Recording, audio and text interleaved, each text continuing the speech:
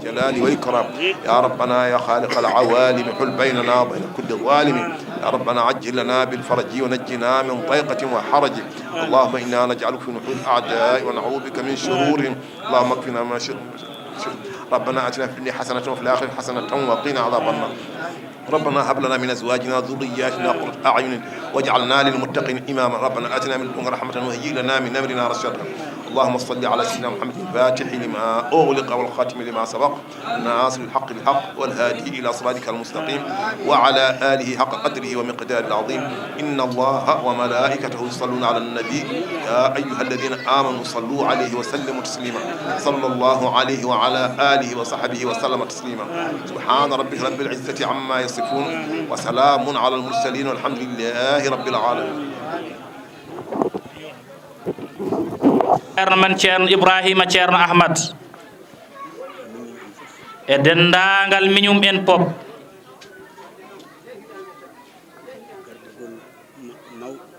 o wi e gardagol mawɗo ceerno wi on yo on ustu dille ha yewtere nde timma cabbo ɗon kadi jooɗo ɗon ha yewtere nde timma ziyara o woni koye udditede o wi e gardagol ɗo e wuro men ɗo bokke ɗo ceerno Bokara enen mbiyata ceerno Aboubacry mbo ceerno Salih rahmatullahi alayhi kamɓe pop ɗemɗe maɓɓe koye ɗemɗe maɓɓe kaalaten kanko ceerno Abou e ceerno Mouhamadoul Amine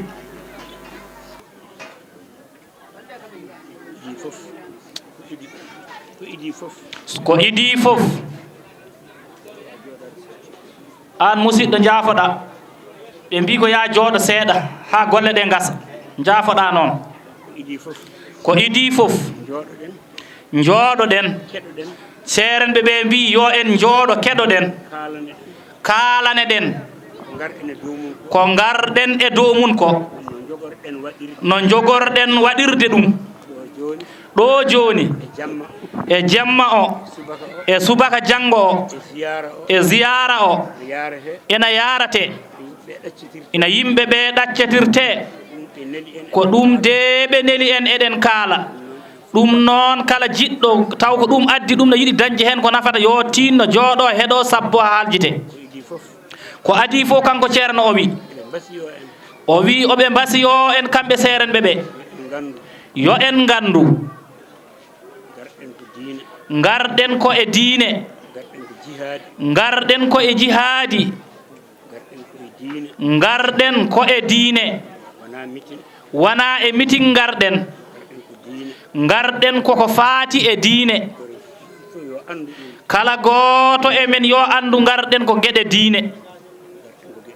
garɗen kay ko geɗe diine gila e needi mum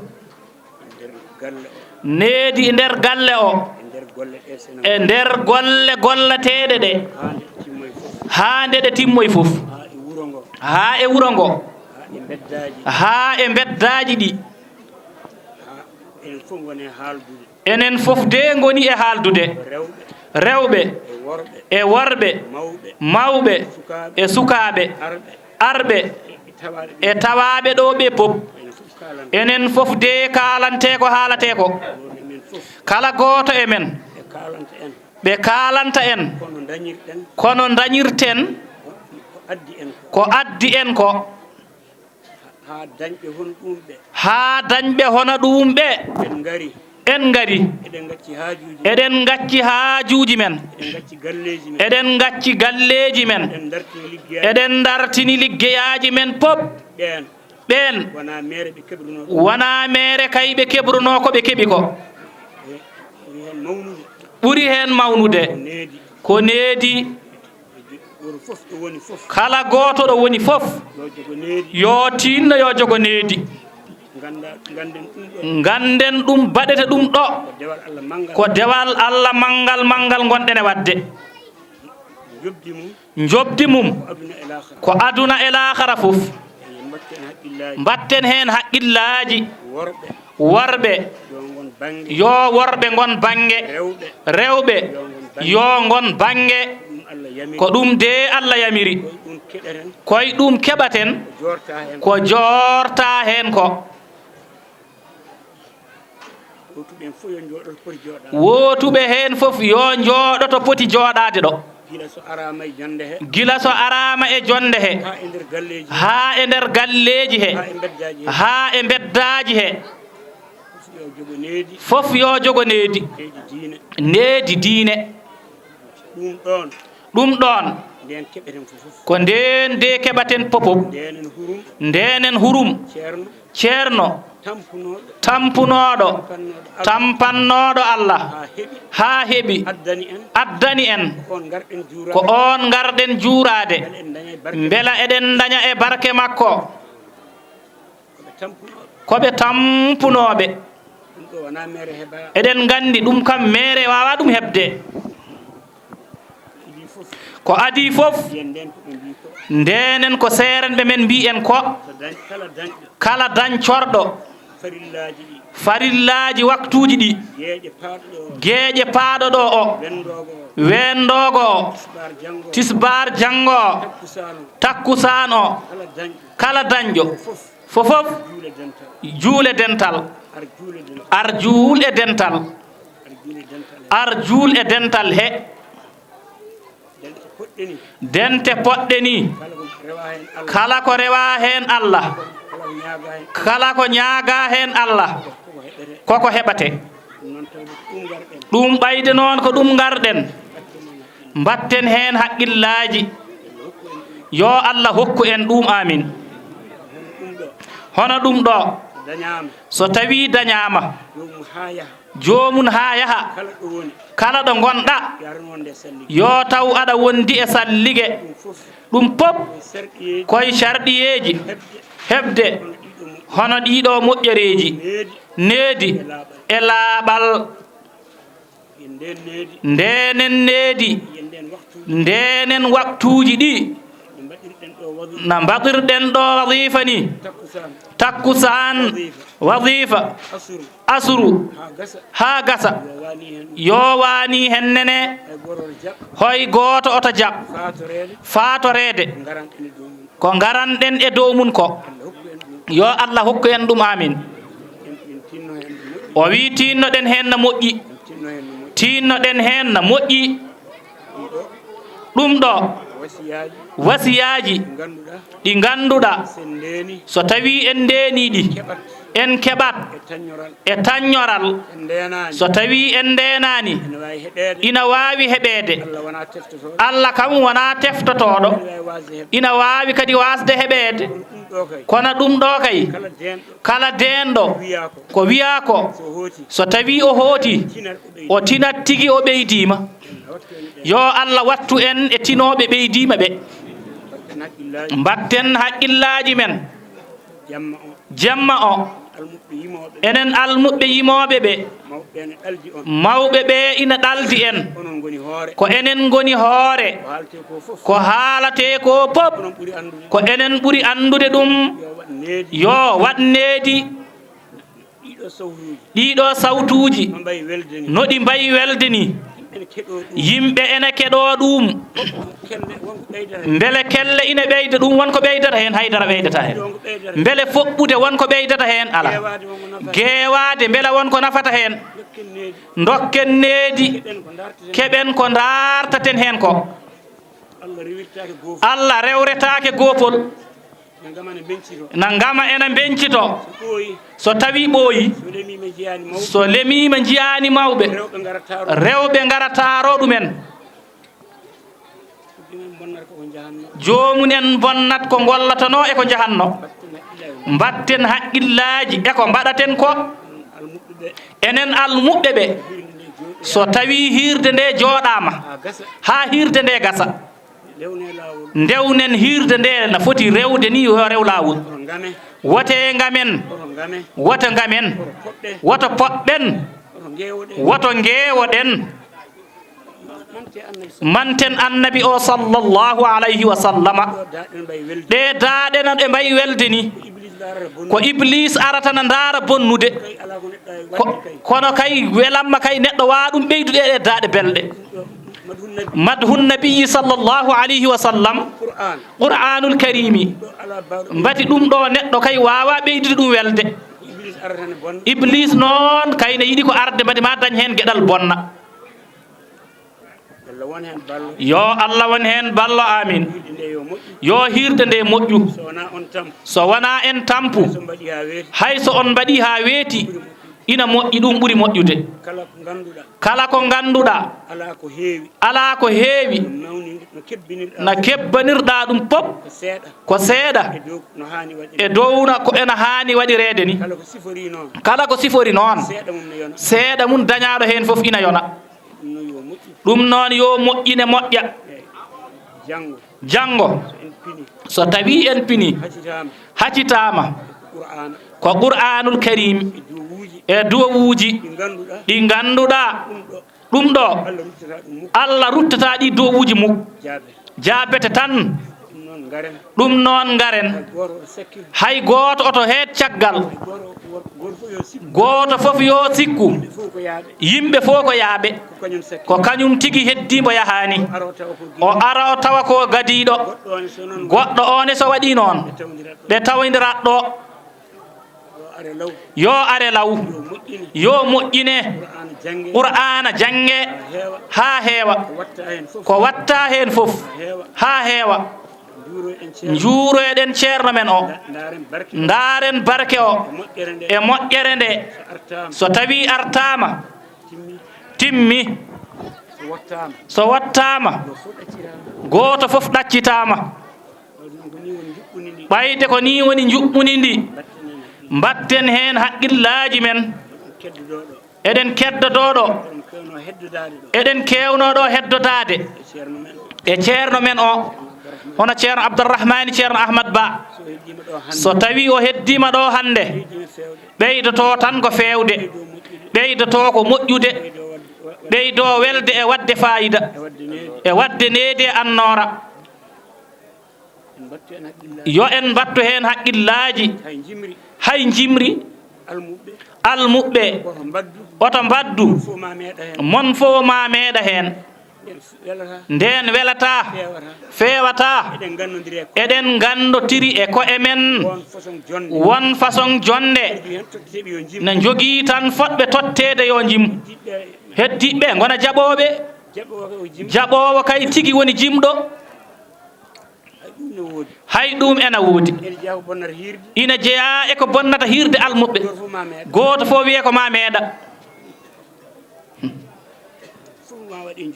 fof de ko ma yuɓɓine yo Allah won ballo amin yo Allah wallu hen en amin yo Allah wallu en hen amin yo Allah hokku en ko dartaten hen ko yo Allah ɓoynu en hen amin yo Allah ñimnu en hen amin mo Allah joƴƴini ɗo hande o hono ceerno Aboubacry ceerno Salih yo Allah juutnu hen gurdam makko enen fof juutden hen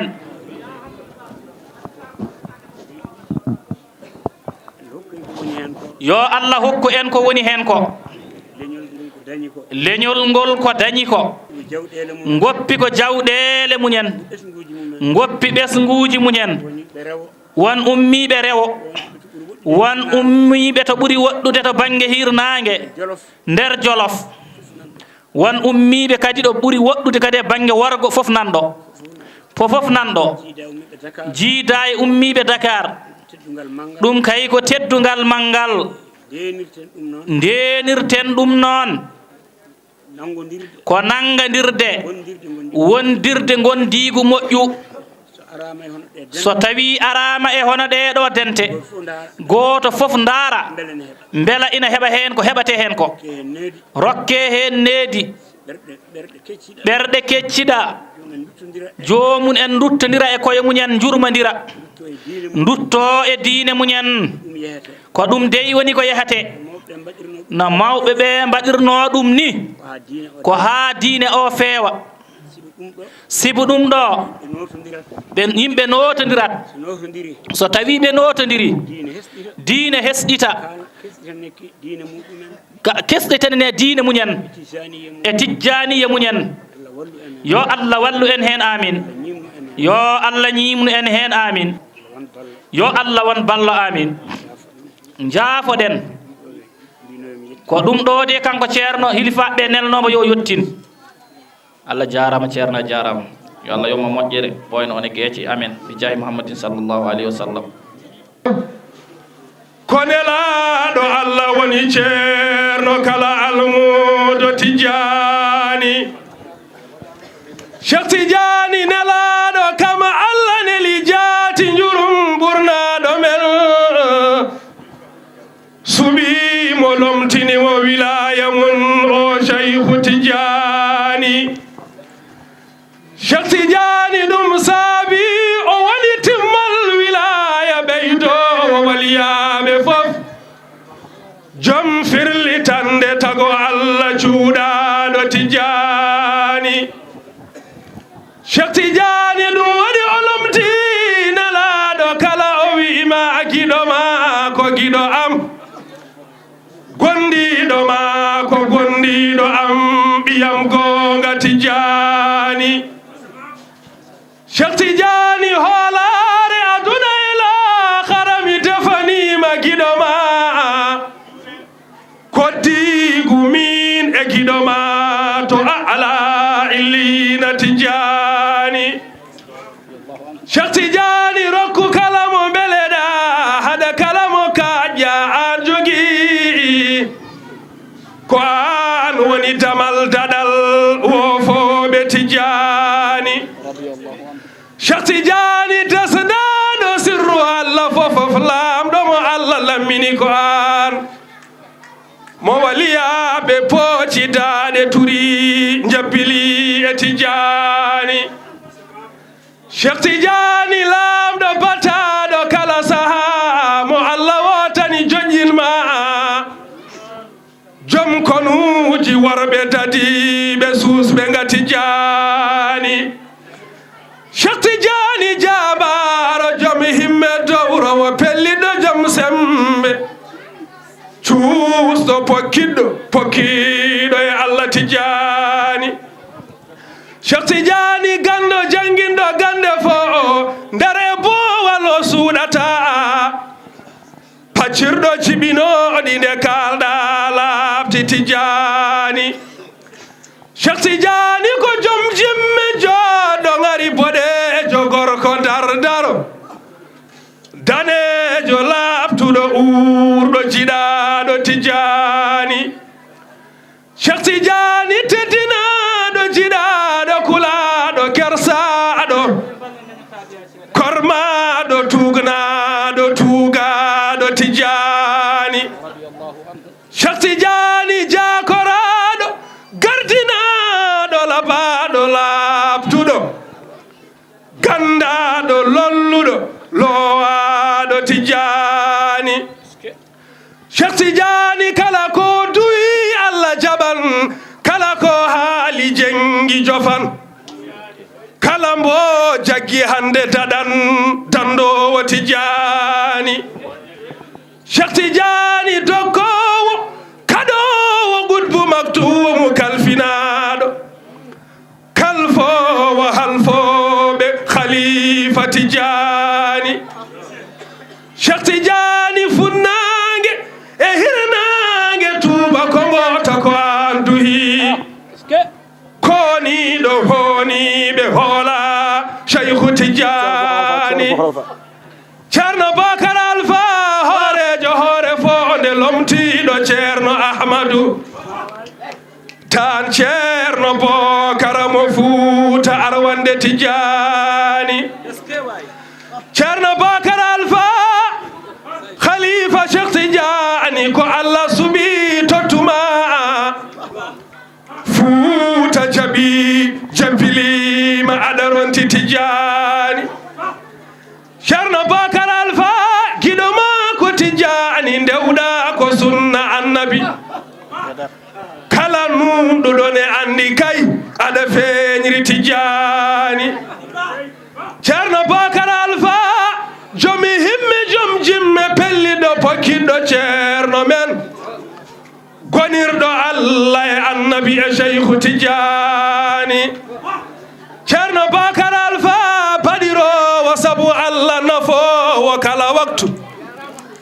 ñamminowo jarnowo sabu tan cheikhu tijani ceerno bakar alpha joom dokki allah labtude jontaɗo jonaɗo jiɗaɗo gandaɗo lollirɗo tijani ceerno bakar alpha joom martaba tijani bataɗo kala waktu jowitaɗo kala nokku ceerno mo nuru tijani ceerno bakar alpha ɗemgal luɓal allah kala ko haali teskoɗen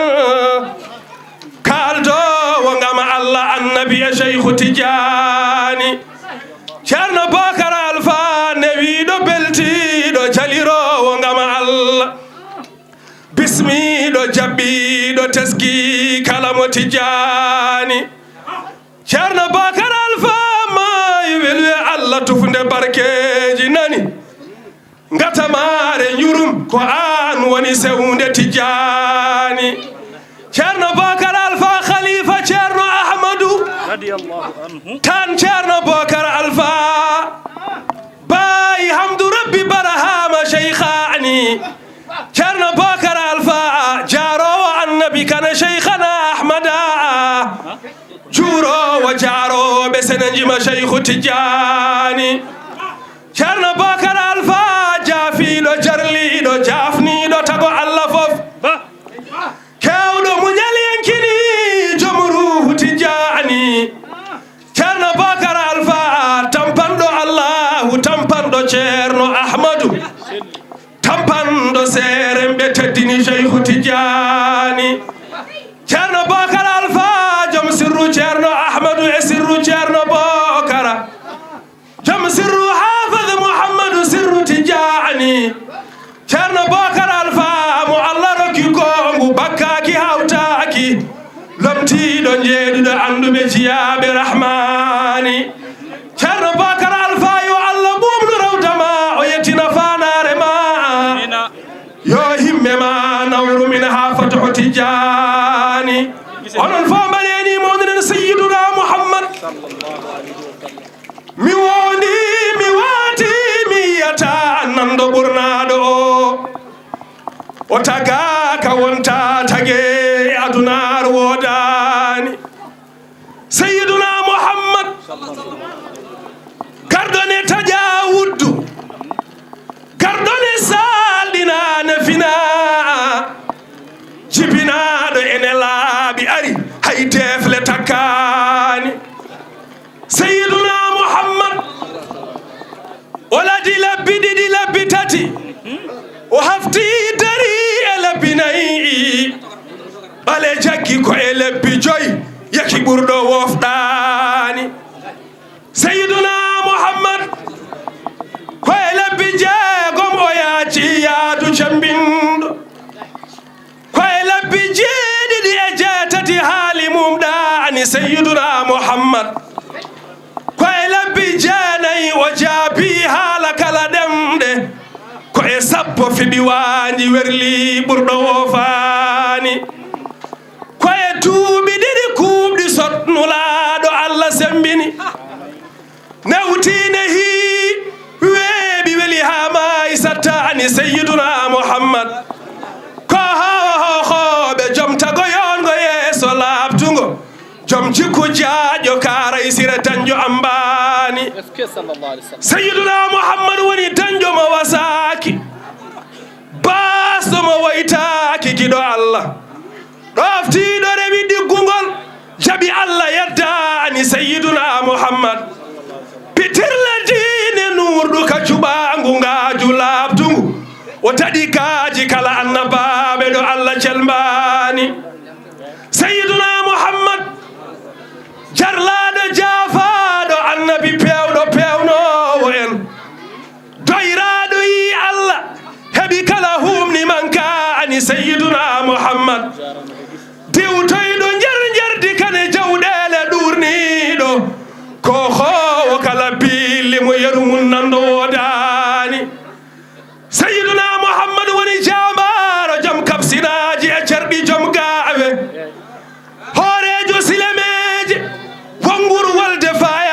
سيدنا محمد ñande wulle qutbuji woyti annabaɓe hari waliyaɓe ñani caami tago fof wullade jaani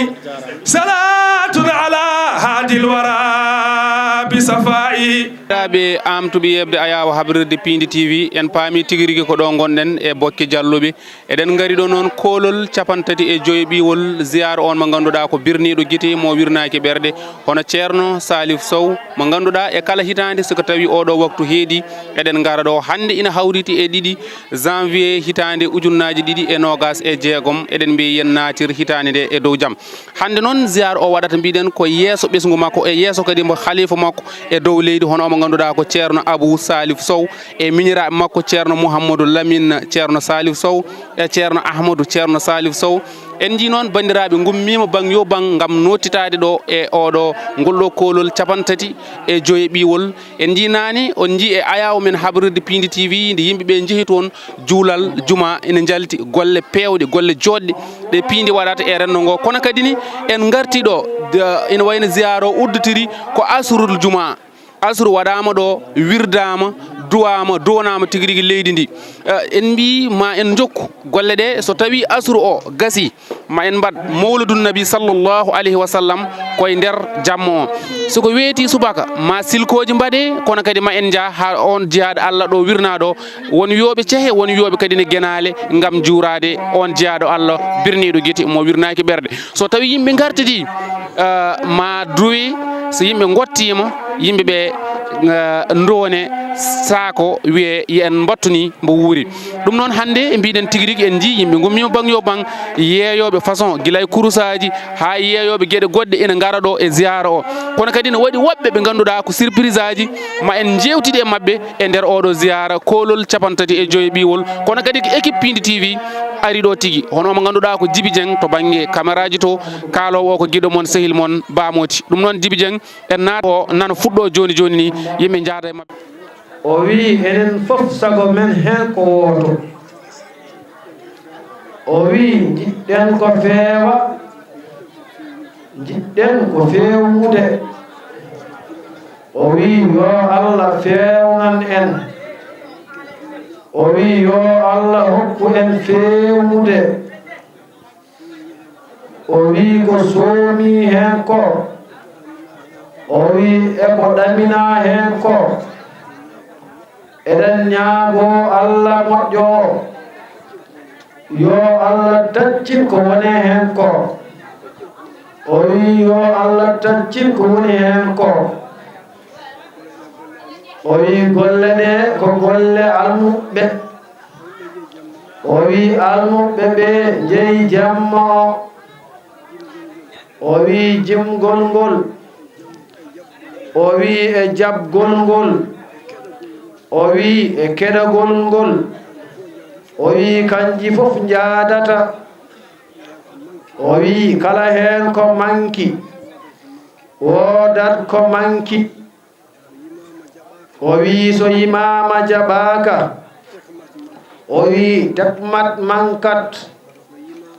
o wi so yimama jaɓama kono heɗaka tekmat mankat o wi ɗum noon haade ko noon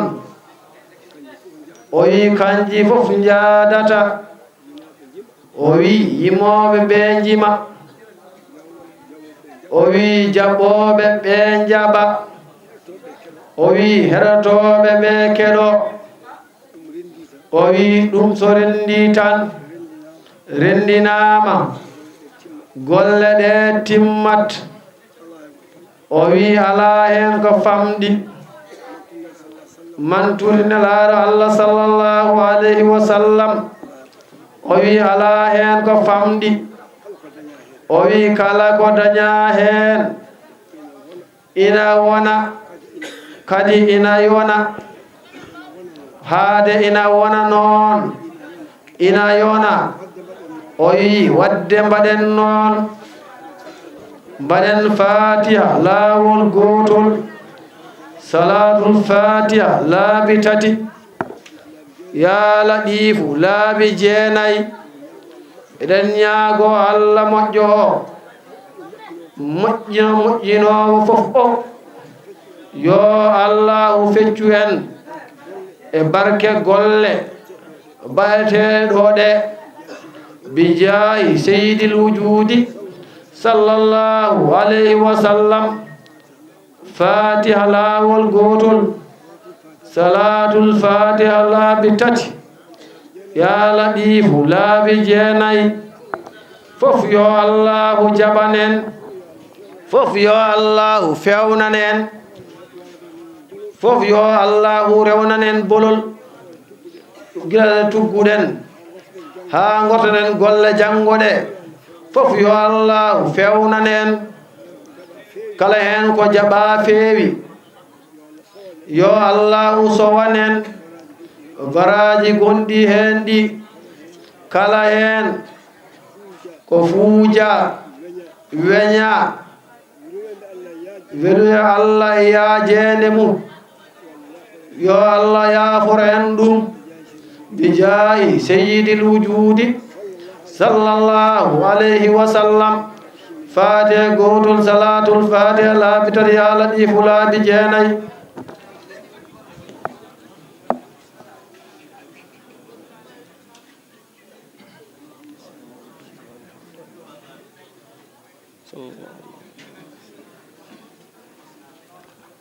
آمين آمين آمين آمين آمين آمين غرتي جيسي ون من الشيطان الرجيم بسم الله الرحمن الرحيم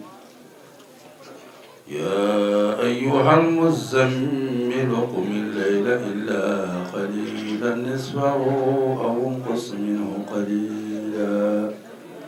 أو زد عليه ورتل القرآن ترتيلا إنا سنلقي عليك قولا ثقيلا إن ناشعة الليل هي أشد ولا وأقوم قيلا إن لك في النهار سبحا طويلا واذكر اسم ربك وتبتل إليه تبتيلا رب المشرق والمغرب لا إله إلا هو فاتخذه وكيلا واصبر على ما يقولون وهجرهم حجرا جميلا ذرني والمكذبين أولي النعمة ومهلهم قليلا إن لدينا أنكالا وجحيما وطعاما ذا غصة وعذابا أليما يوم ترجف الأرض والجبال وكانت الجبال كثيبا ميلا إنا أرسلنا إليكم رسولا شاهدا عليكم كما أرسلنا إلى فرعون رسولا فعسى فرعون الرسول فأخذناه أخذا وبيلا وكيف تتقون إن كفرتم يوما يجعل الولدان شيبا السماء منفطر به كان وعده مفعولا إن هذه تذكرة فمن شاء اتخذ إلى ربه سبيلا إن ربك يعلم أنك تقوم عدنا من ثلثي الليل ونصفه وثلثه وطائفة من الذين معك والله يقدر الليل والنهار علم أن لن تحصوا فتاب عليكم فاقرؤوا ما تيسر من القرآن علم أن سيكون منكم مرضى وآخرون يضربون في الأرض يبتغون من فضل الله وآخرون يقاتلون في سبيل الله فاقرؤوا ما تيسر منه فأقيموا الصلاة وآتوا الزكاة وأقرضوا الله قرضا حسنا وما تقدموا لأنفسكم من خير تجدوه عند الله هو خيرا وأعظم أجرا واستغفروا الله إن الله غفور رحيم أحسن الله عاقبتنا وعاقبتكم وأعطانا ما يكفينا وأعطاكم ما يكفيكم أدام الله انتفاءنا وانتفاءكم يغفر الله لنا ولكم صدق الله العظيم.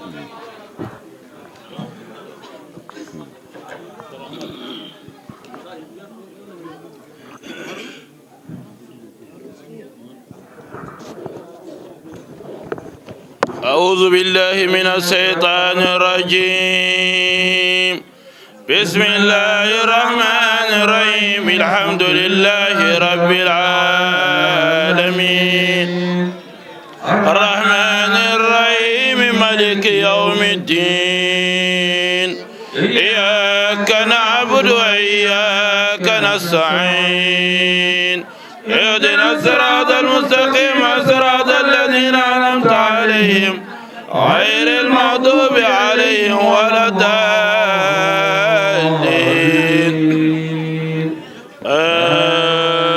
آمين. أستغفر الله العظيم الذي لا إله إلا هو الحي القيوم. أستغفر الله الذي لا إله إلا هو الحي القيوم. أستغفر الله العظيم الذي لا إله إلا هو الحي القيوم. اللهم صل على سيدنا محمد الباطل ما أغلق والخاتم لما سبق ناصر بالحق والهادي إلى صراطك المستقيم وعلى آله قدره ومقداره العظيم. اللهم صل على سيدنا محمد الباطل ما أغلق والخاتم لما سبق ناصر بالحق والهادي إلى صراطك المستقيم وعلى آله قدره ومقداره العظيم. اللهم صل على سيدنا محمد الباطل ما أغلق والقاتل ما سبق ناصر بالحق والهادي إلى صراطك المستقيم وعلى آله قدره ومقداره العظيم. إن الله وملائكته يصلون على النبي يا أيها الذين آمنوا صلوا عليه وسلموا تسليما. صلى الله تعالى عليه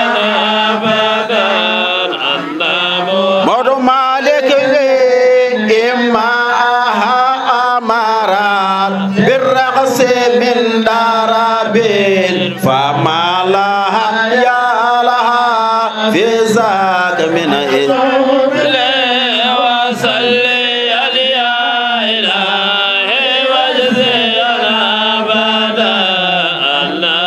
Modu Malik qabla an-nisa sadaqat awladuhu kharaju minha wal badri rahim zulwa mon seerɓe ɓe jii on bismima on oɗon mbiye kadi bisimilla. hono musidɗo men sehil men giɗo men biyeteɗo Gambi Sarr o ari ɗo e dentale kankone eɗen mbiya o bisimilla makko. musidɓe men almuɓe Mbumba on jiyama oɗen mbiya bisimilla mon. hono musidɓe men jabanaɓe oɗon mbiya kadi bisimilla mon on jiyama. hono musidɗo men Demba Gise bisimilla makko kankono o yiyama. hono musidɓe almuɓe ummiɓe Cewle bisimilla mon on yiyama. hono musidɓe men almuɓe ummiɓe Dungo Wuro Alpha bisimilla mon on yiyama. hono musidɓe men almuɓe ummuɓe Giya bisimilla mon on yiyama. hono musidɓe men ummiɓe Wuro Mahadiyu bisimilla mon on yiyama. hono musidɓe men ummiɓe wuro men hoore fonde on mbiyama bisimilla mon hono musidɓe almuɓe hoddiɓe men ceerno Yoro Sall bisimilla maɓɓe ɓe jiyama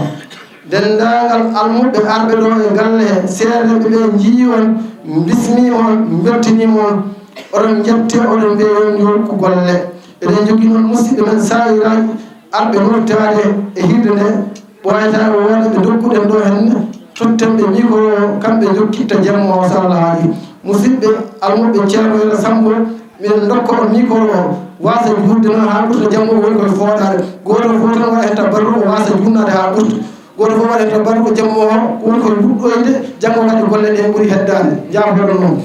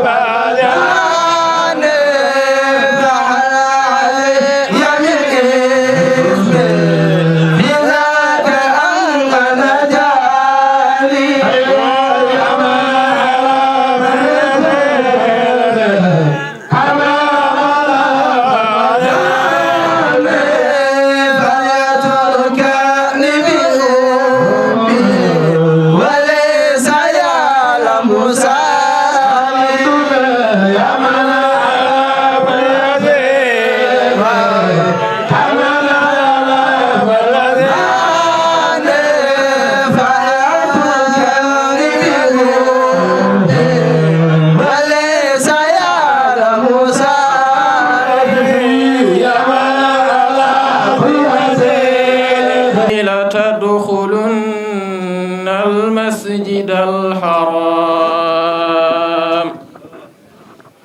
إن شاء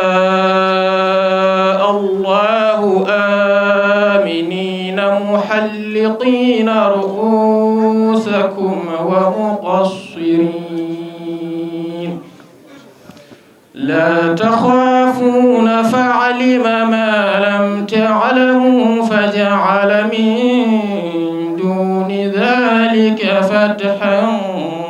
قريبا هو الذي أرسل رسوله بالهدى ودين الحق ليظهره على الدين كله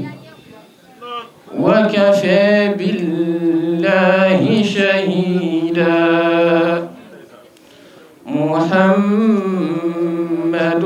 رسول الله والذين معه أشداء على الكفار رحماء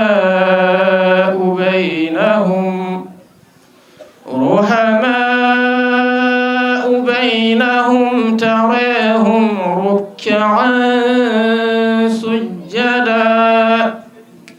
يبتغون فضلا من الله ورضوانا سيماهم في وجوههم من أثر السجود ذلك مثلهم في التوراة ومثلهم في الإنجيل كزرع أخرج شطأه فآزره فاستغلظ فاستوى على سوقه يعجب الزراع ليغيظ بهم الكفار وعد الله الذين آمنوا وعملوا الصالحات منهم مغفرة وأجرا عظيما صدق الله العظيم.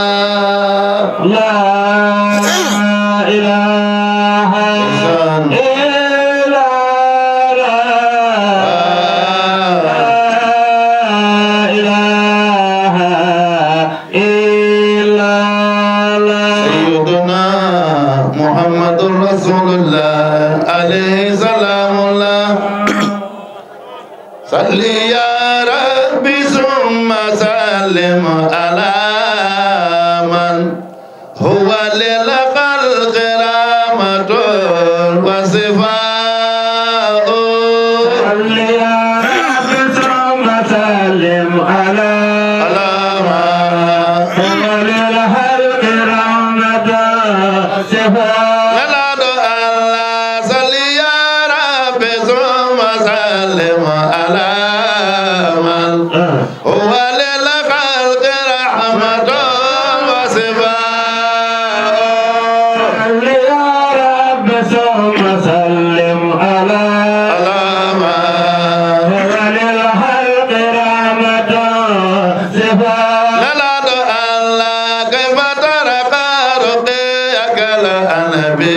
الأنبياء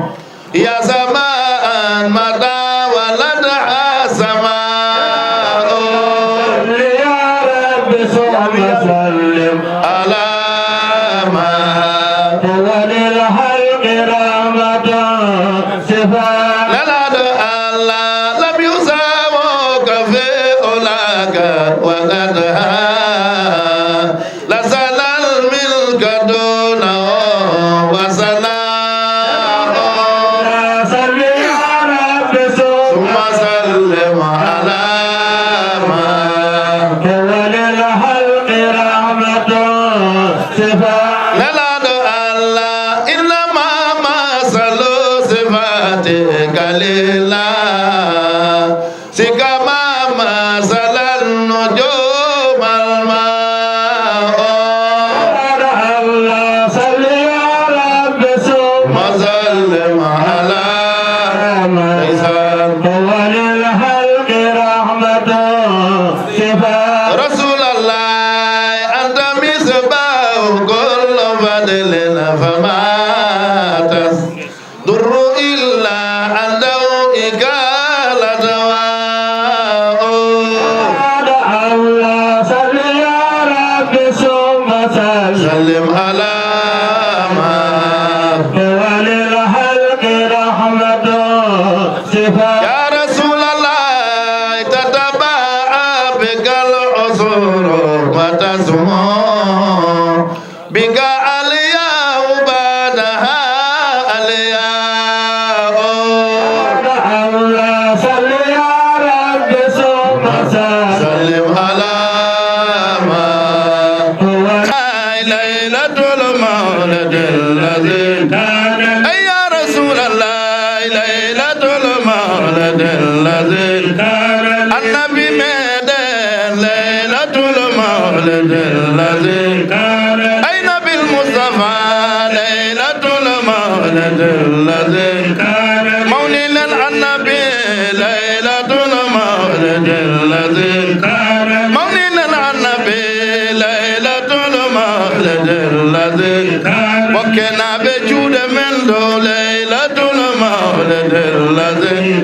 وكنا بجود من دو ليلة المولد الذي جلوا بمونيني ليلة المولد الذي جلوا بمونيني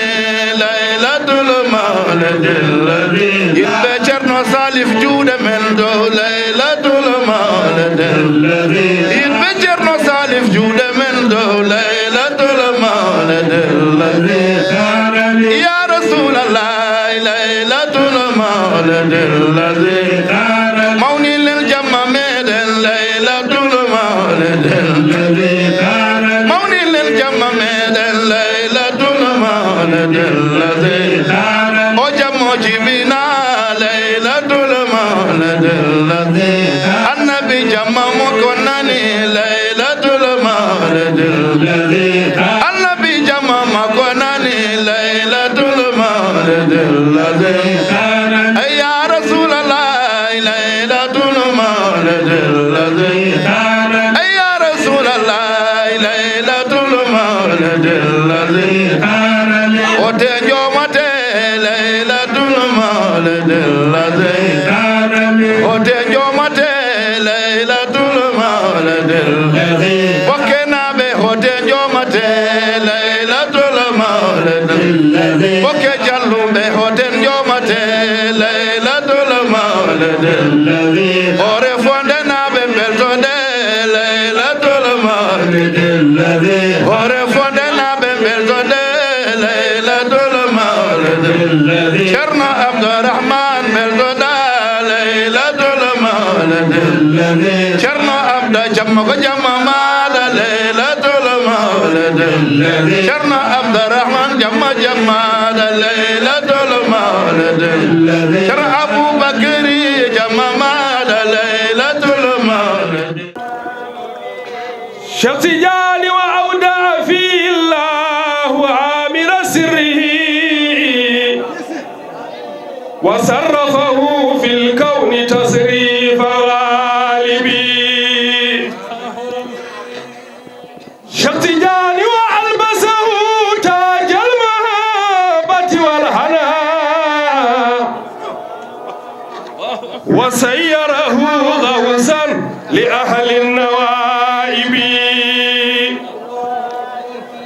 شيخ تجاني ويا ظالم الإحسان نادي وقل له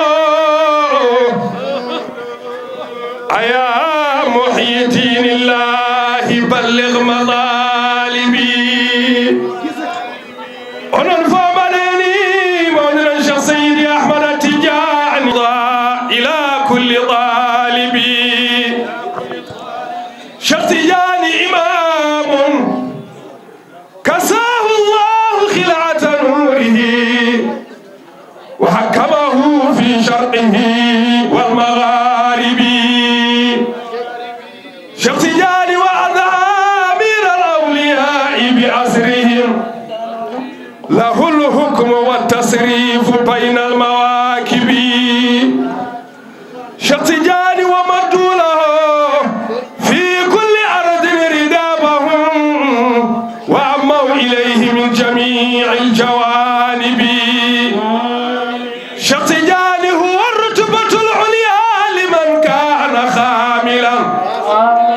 هو المورد الأهنى إلى كل شارب توجه لنحو الغرب نرمت راحة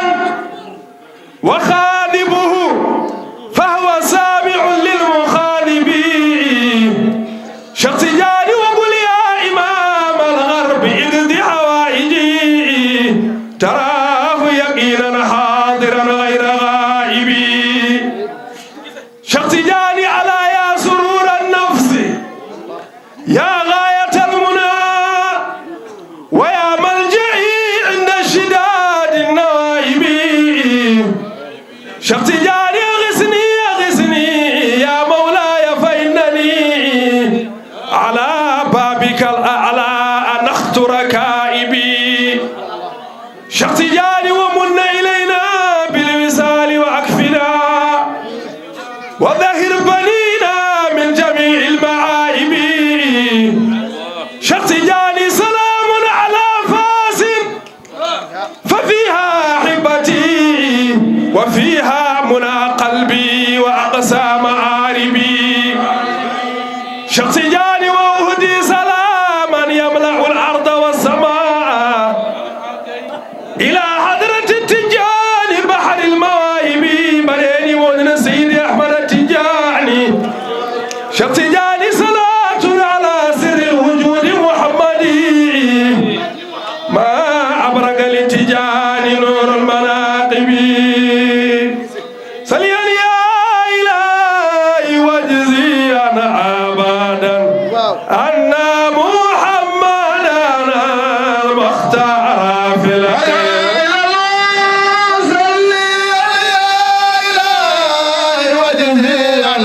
جود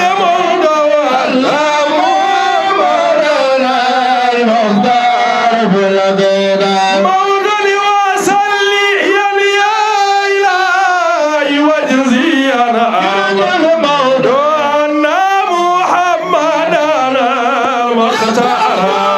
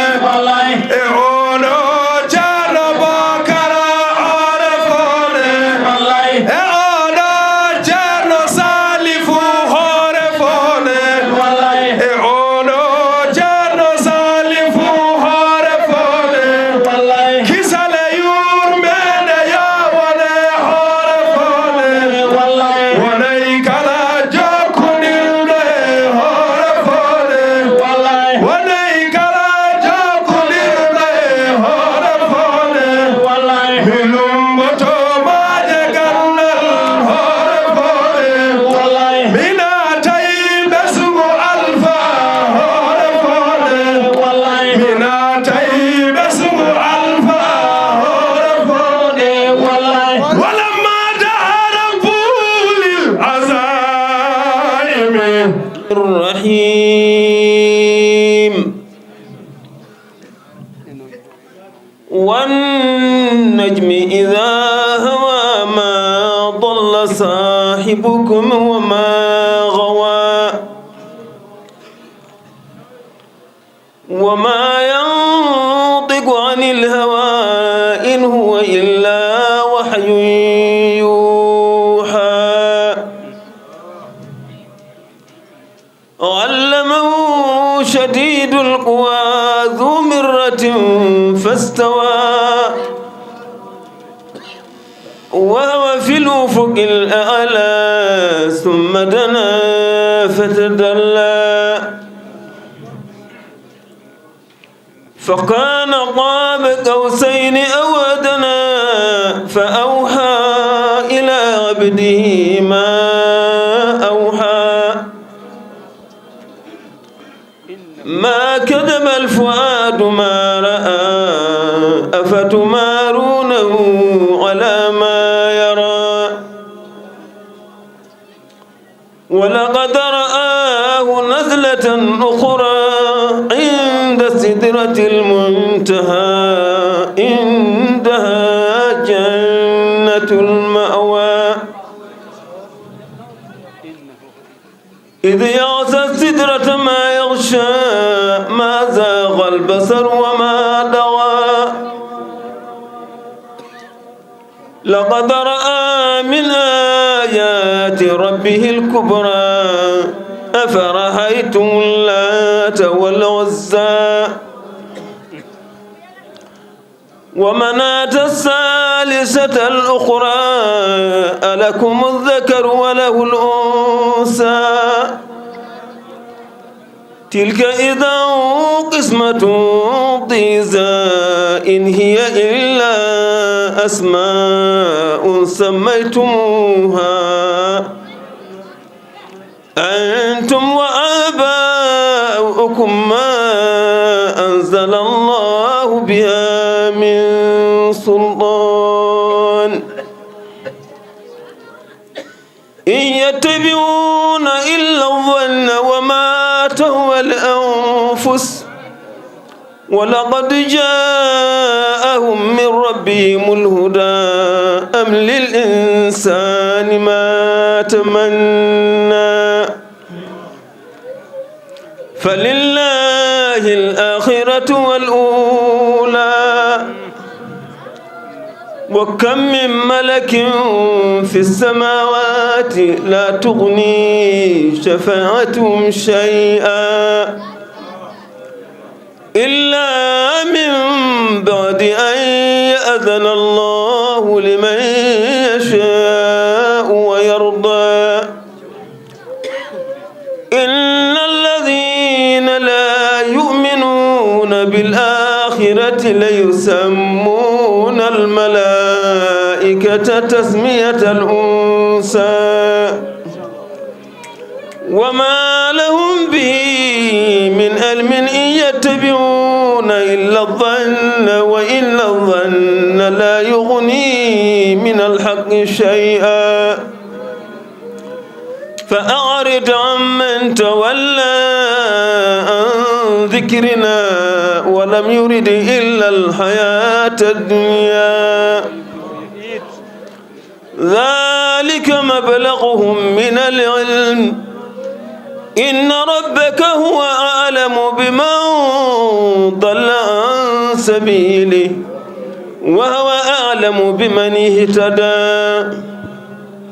ولله ما في السماوات وما في الأرض ليجزي الذين أساءوا بما عملوا ويجزي الذين أحسنوا بالحسنى الذين يجتنبون كبائر الإثم والفواحش إلا اللمم إن ربك واسع المغفرة هو أعلم بكم إذ أنشأكم من الأرض وإذ أنتم أجنة في بطون أمهاتكم فلا تزكوا أنفسكم هو أعلم بمن اتقى أفرأيت الذي تولى وأعطى قليلا وأكدى أعنده علم الغيب فهو يرى أم لم ينبأ بما في صحف موسى وإبراهيم الذي وفى ألا تزر وازرة وزر أخرى وأن ليس للإنسان إلا ما سعى وأن سعيه سوف يرى ثم يجزاه الجزاء الأوفى وأن إلى ربك المنتهى وأنه هو أضحك وأبكى وأنه هو أمات وأحيا وأنه خلق الزوجين الذكر والأنثى من نطفة إذا تمنى وأن عليه النشأة الأخرى وأنه هو أغنى وأقنى وأنه هو رب الشعرى وأنه أهلك عادا الأولى وثمودا فما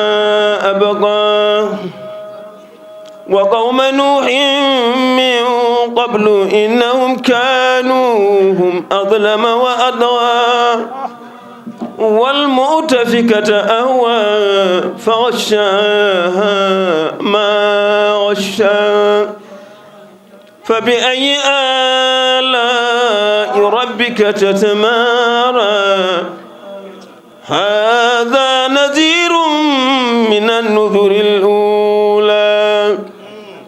أزفت الآزفة ليس له من دون الله كاشفة أفمن هذا الحديث تعجبون وتضحكون ولا تبكون وأنتم سامدون فاسجدوا لله واعبدوا صدق الله العظيم ko ɓe minen gardi e oto he ha ɗo yene ummade ɓe toon e faade ɗo ɓe tampi ɓe jeeyi hunde fof lor fof ɓe jii kono jiyara o ne jaraniɓe ɗum saabu ɗum ɓe paani e ladde ɓe mbaali e ladde ɓe piɗi ɓe gari ɗo hene ko yettude Allah ummade ha Ziguinchor ɗo woni ɗo ara ɗo ko anni e tigui yo Allah jokku balɗe mabɓe ko weltare tan gammu o weeli hirde nde weeli ne feewi ceerno ne yooɗi ne weeli ne yurmini kadi ne ceerno Salif noon ko waɗna fof ne jaari ɗum ko ceerno Salif foti noon kala ko waɗana e jamma o omo handi hen ɗum ko yettere Allah ne feewi onon arɓe ɓene kay garɗo kadi ko sababude Allah e nelaɗo muɗum e cheikhana Amadou Dia radiallahu taala no e sababude ceerno Salif ɗum noon yo Allah yommon baraji ɗi ko barkinade tan e weltare e jogade en kadi korse e belamma inchallah on jarama no feewi mi weltima mi waɗa hen tan hay soko qasida seeɗa tan no wawi fodde foof mi tottida kadi yimoɓe nan ɗo alhamdulillahi rabbil alamin Allah en jetti Allah no feewi machallah إليك رسول الله يا أجود الورى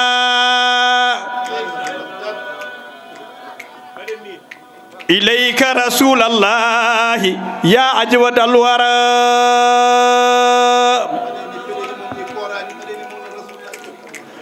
إليك رسول الله يا أجود الورى ويا خير من ينهو إلى ربه سرى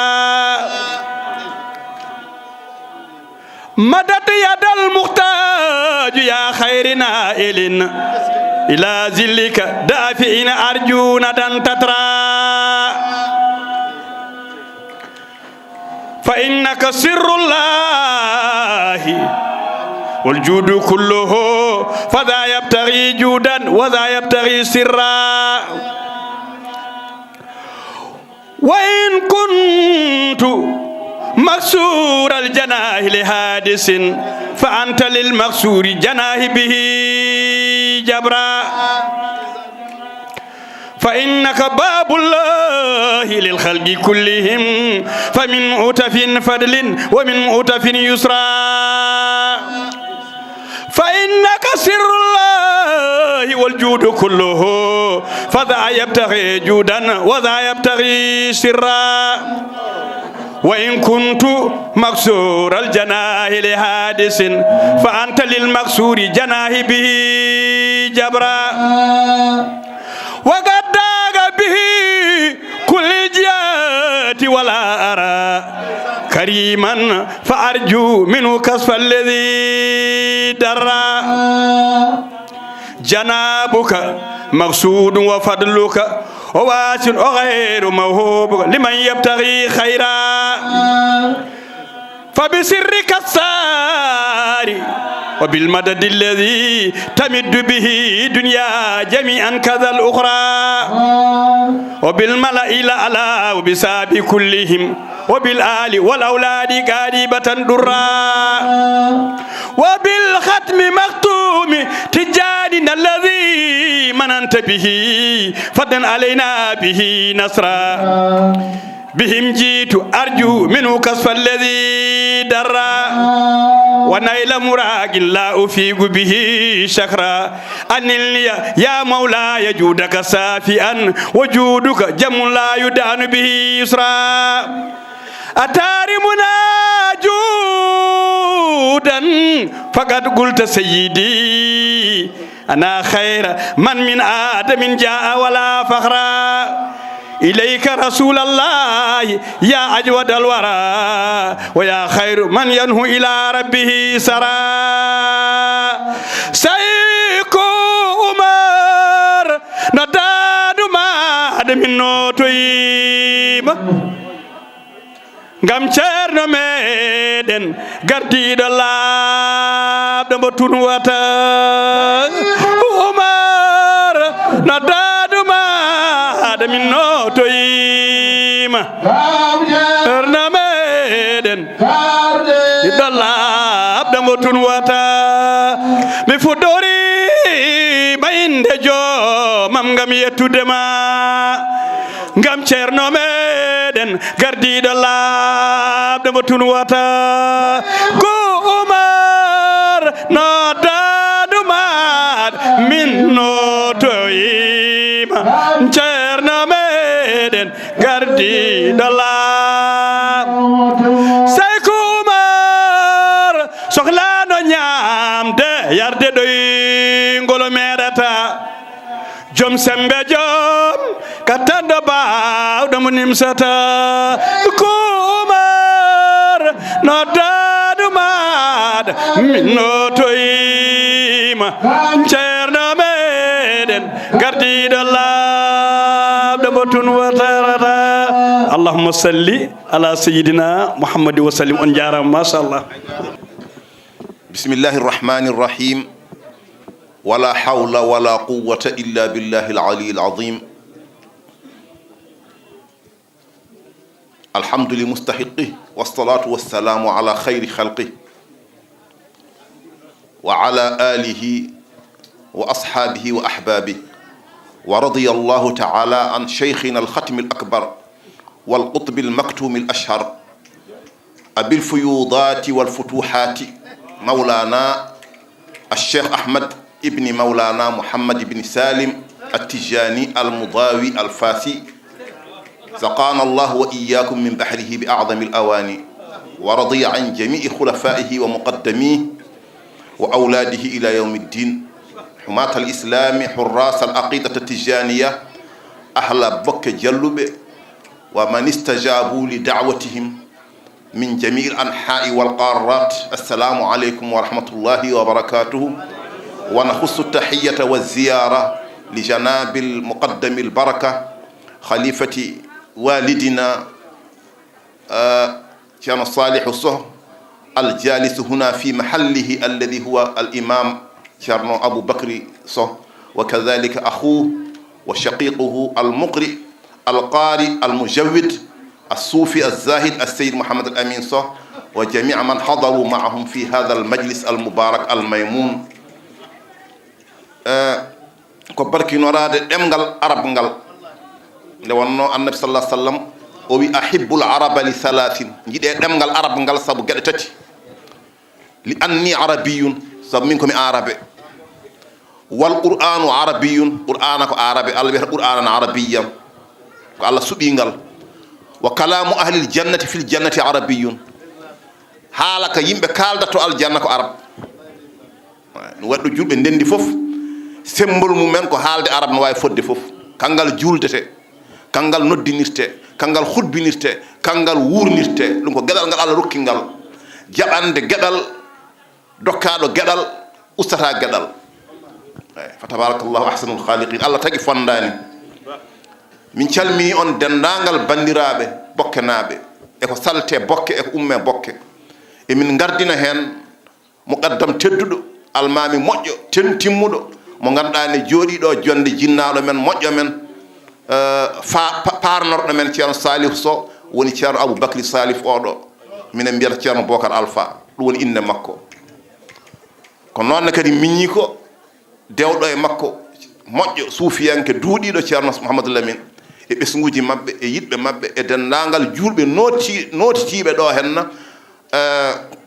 noddandu diine, noddandu tijaniya, noddandu jokkere en ɗam. waɗɓe ko allah wi, allah wino istajibu lillahi wa lirrasuli ida daakum lima yuhyikum. julɓe notoɗe noddandu allah son noddandu nelaɗo allah so noddi on fewde kene wurtina on,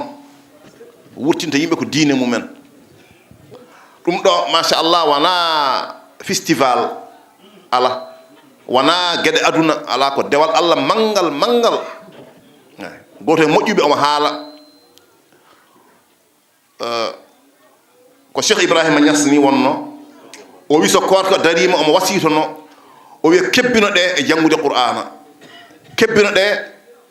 e janngude hadiseje nelaɗo sallallah alih w sallam, kebbino ɗe e julde, kebbino ɗe e hoorde. kono ɗum fof so rendi ɓuuri hewde ɓural ɓuuri wawde naftude ko julɓe walla almuɓe jooɗade hayso air goto kaala goto e moƴƴuɓe, surtout cheikh tidiani radiallahu taala on. ɗum ko nafata e ɓernde ko liggoto e ɓernde ko elle wirdu kewɗe nafata ɗum, korka kewka nafata ɗum. ɗum noon fa tabarakallahu rendini en ɗo ko haalde e siftorde gorko moƴƴo guurirnoɗo allah, wuurani allah, wuurdi saabu allah, wuurdi e jiyaɓe allah, moƴƴodiri e julɓe fof. hooti allah ne wela ɗum, ene wela allah, julɓe fof ne beela ɗum. julɓe ndendi e nokku mum ɗo wonnoɗo e dutɗum teddungal. goto fof noon sene rutti e teddungal, ruttirte teddungal koko wuurno ko tan eko yinno ko tan. so joueur bal mawɗo maayi, so yimɓe garine luttuɗum teddungal ko mbaɗata ko bal. naalanke mawɗo so maayi, so yimɓe gari luttuɗum teddungal alay sago jimat ngama, ko ɗum jomum waɗanno, ko ɗum wuurno. ko noonne kadi neɗɗo allah moƴƴo allah, waliyu allah, jinnoɗo allah e annabi sallah sallam e cheikh tidiani radiallahu an e khalifaɓe mum, so yimɓe gari ruttuɗum teddungal kalata ko allah e nelaɗo allah e cheikh tidiani e khalifaɓe cheikh tidiani. ɗum waɗi gila ndenduɗen ɗo ɗum tan kaleten, fof yaltani ceerno salif tan. ene moƴƴi noon ɗeɗo gueɗe yimɓe mbatten haqqillaji no moƴƴi. ziyaruji ɗi eɗi moƴƴi, ziyara wona bida, ko nelaɗo sallah sallam yamiri allah yamiri, ɗum ne wona bida. ziyara kay ko allah yamiri ɗum, saabu allah hay goto anda no foti moƴƴuɓe ɓe allah haali e qur'ana, ɓe allah siftini e qur'ana. wadkur fil kitabi ibrahima, wadkur fil kitabi ismaila, wadkur fil kitabi idrissa, ishaqa, yusuf. ni awa limde ɓe allah siftini en qur'ana. ciftore kaali, ciftore ƴewtan allah no foti ni, allah no foti o yaari ciftore kam, ciftore ibrahima ko ciftor ommi ko min yonani, ciftarone kam ibrahima. hol ɗum saabu ko sehilam, innahu kana siddiqan nabiyan. ciftore ismaila holko waɗi, innahu kana sadiq al waadi, mo gonɗi fotore kala ko foti o waɗat wona kaalowo ka hande haalta gotka janggo ciftoronere kam idrissa innahu kan siddiq annabi an kadi wa rafa'nahu makanan aliyan ƴeew o haala kadi ñaam golluji mum o haala ayyuba o wiya innahu ni'mal abdu innahu awwabun o haala ibrahima saha o wiya halimun awwahun munibun ƴew tan ɗum nela sallah sallam kam on kam kañum tan haalata qur'an o fof haalata ko nelaɗo allah nelaɗo ƴeewno fotiri ni fof kanko fof allah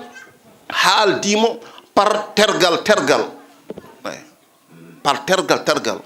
allah manti gite ɗe wi ma zagal basaru wa ma taga o gite mum ɗe oñaaki gite makko ɗe juumani jawodirani kala ɗo ɗe piɗi ko ɗon gonmi o manti ɓernde nde ma kadabal fu'adu ma ra'a ko ɓernde nde wi yi ko ene wi wegne selli yikinaki o manti ɗemgal ngal o ma yantigu anil hawa o haalta belaɗe fittano o haalkintako hay gaajate makko ko gonga e amen so gaajima min mbattat gonga o manti guite ɗe ma zagal basaru wa ma taga guite ɗe meeɗa oñaade o manti janggo makko mo arani taw asa an yab'athaka rabbuka maqaman mahmudan momin darne ɗo weeli min ɗo welata kala tagaɗo ko hande kay wodata ɗo daroɗa wodata ɗo dariɗa hande woda biɗo mi welaka kono ma wan ñalawma ɗo dariɗa ɗo goto fof ma tuyeya daroɗon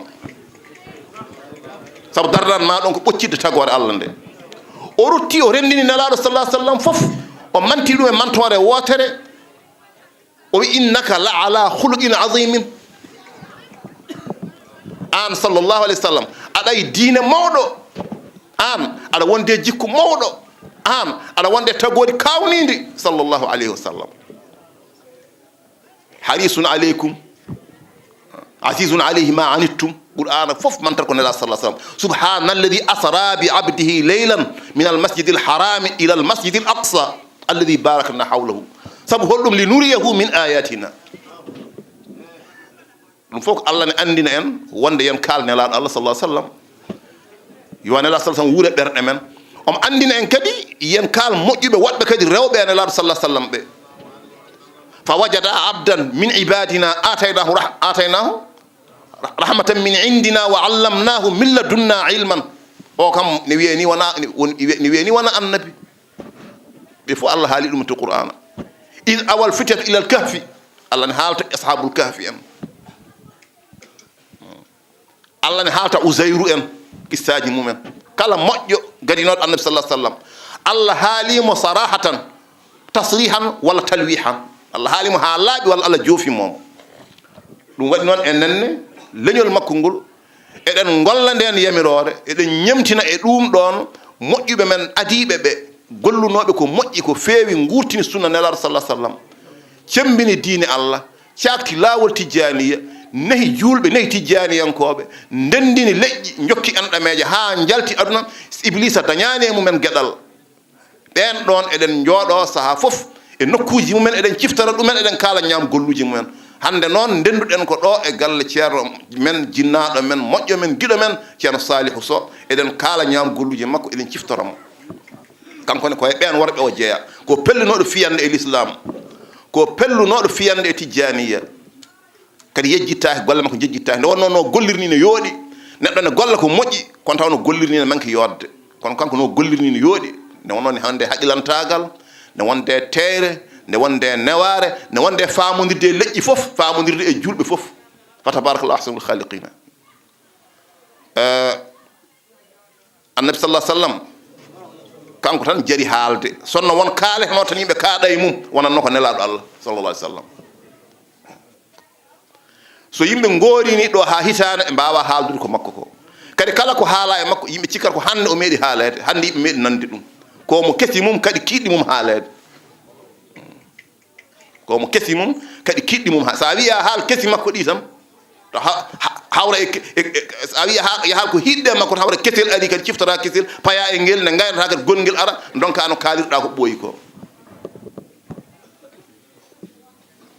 imamul Busayri wi ni haala ɗum kullu wasfin min hubta da'ata bihi staw'aba akhbar al fadli minhu dhaka ibtida'u kala sifa e sifaji makko mo puɗɗoriɗa hade ma wiide ya ɓenno goɗɗo o sifa mo puɗɗoriɗa humna kisa dendagal jotma e gurdam ma fof ma kaɗa ɗon ƴeew ɓeeɗo arifina billahi en ɓe kaaleten ɗo gila nane kala hen nanganɗo e annabi sallah sallam cikata kañum tan andi nelaɗo Allah sallallahu alaihi wasallam ɗum waɗi ni Umar ibn al-Farid radiyallahu ta'ala anhu ko mo mbiyata sultanul ashiqina o ruwa yiɗɓe Allah yiɗɓe nelaɗo sallah sallam kanko wonno dewal makko Allah tan yidde Allah yidde nelaɗo Allah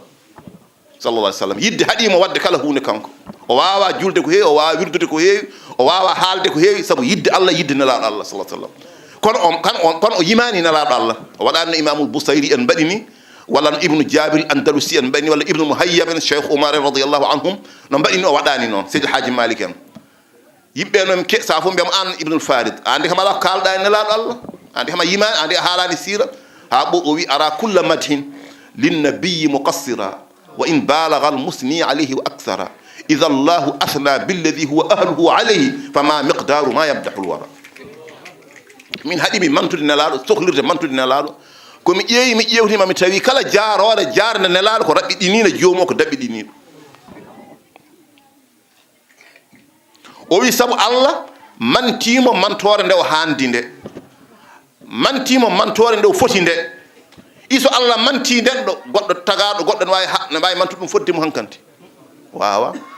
o kanko ɗum haɗi mantude nela sallah sallam ɗum waɗi arifina billah hen pecci ko pecci ɗiɗi won hen mantatamo mbi tan ko Allah haale makko yoni won hen mbi ko woni ko hatta goɗɗo fof ar waɗa fodde mum kamɓenne mbaɗi gurdam men fof e mantudemo sallllahu alayhi wa sallam ko wayno ibnu Muhayyab en ibnu Muhayyab o wi yafuzu bihi l musri kada wal muhaddisu nelaɗo sallah sallam somo mante an mantowo o an jimowo o yimoɓe ɗo joni ɓe kala jimɗo rajja malama dañi tefore nelaɗo sallah sallam kono kala keɗiɗo rajja e mantore makko on kadi malama dañi tefore annabi sallallahu alaihi wasallam o wiya bange goɗɗo madihu nabiyillahi askat ta'abbudi lima haza min fadlin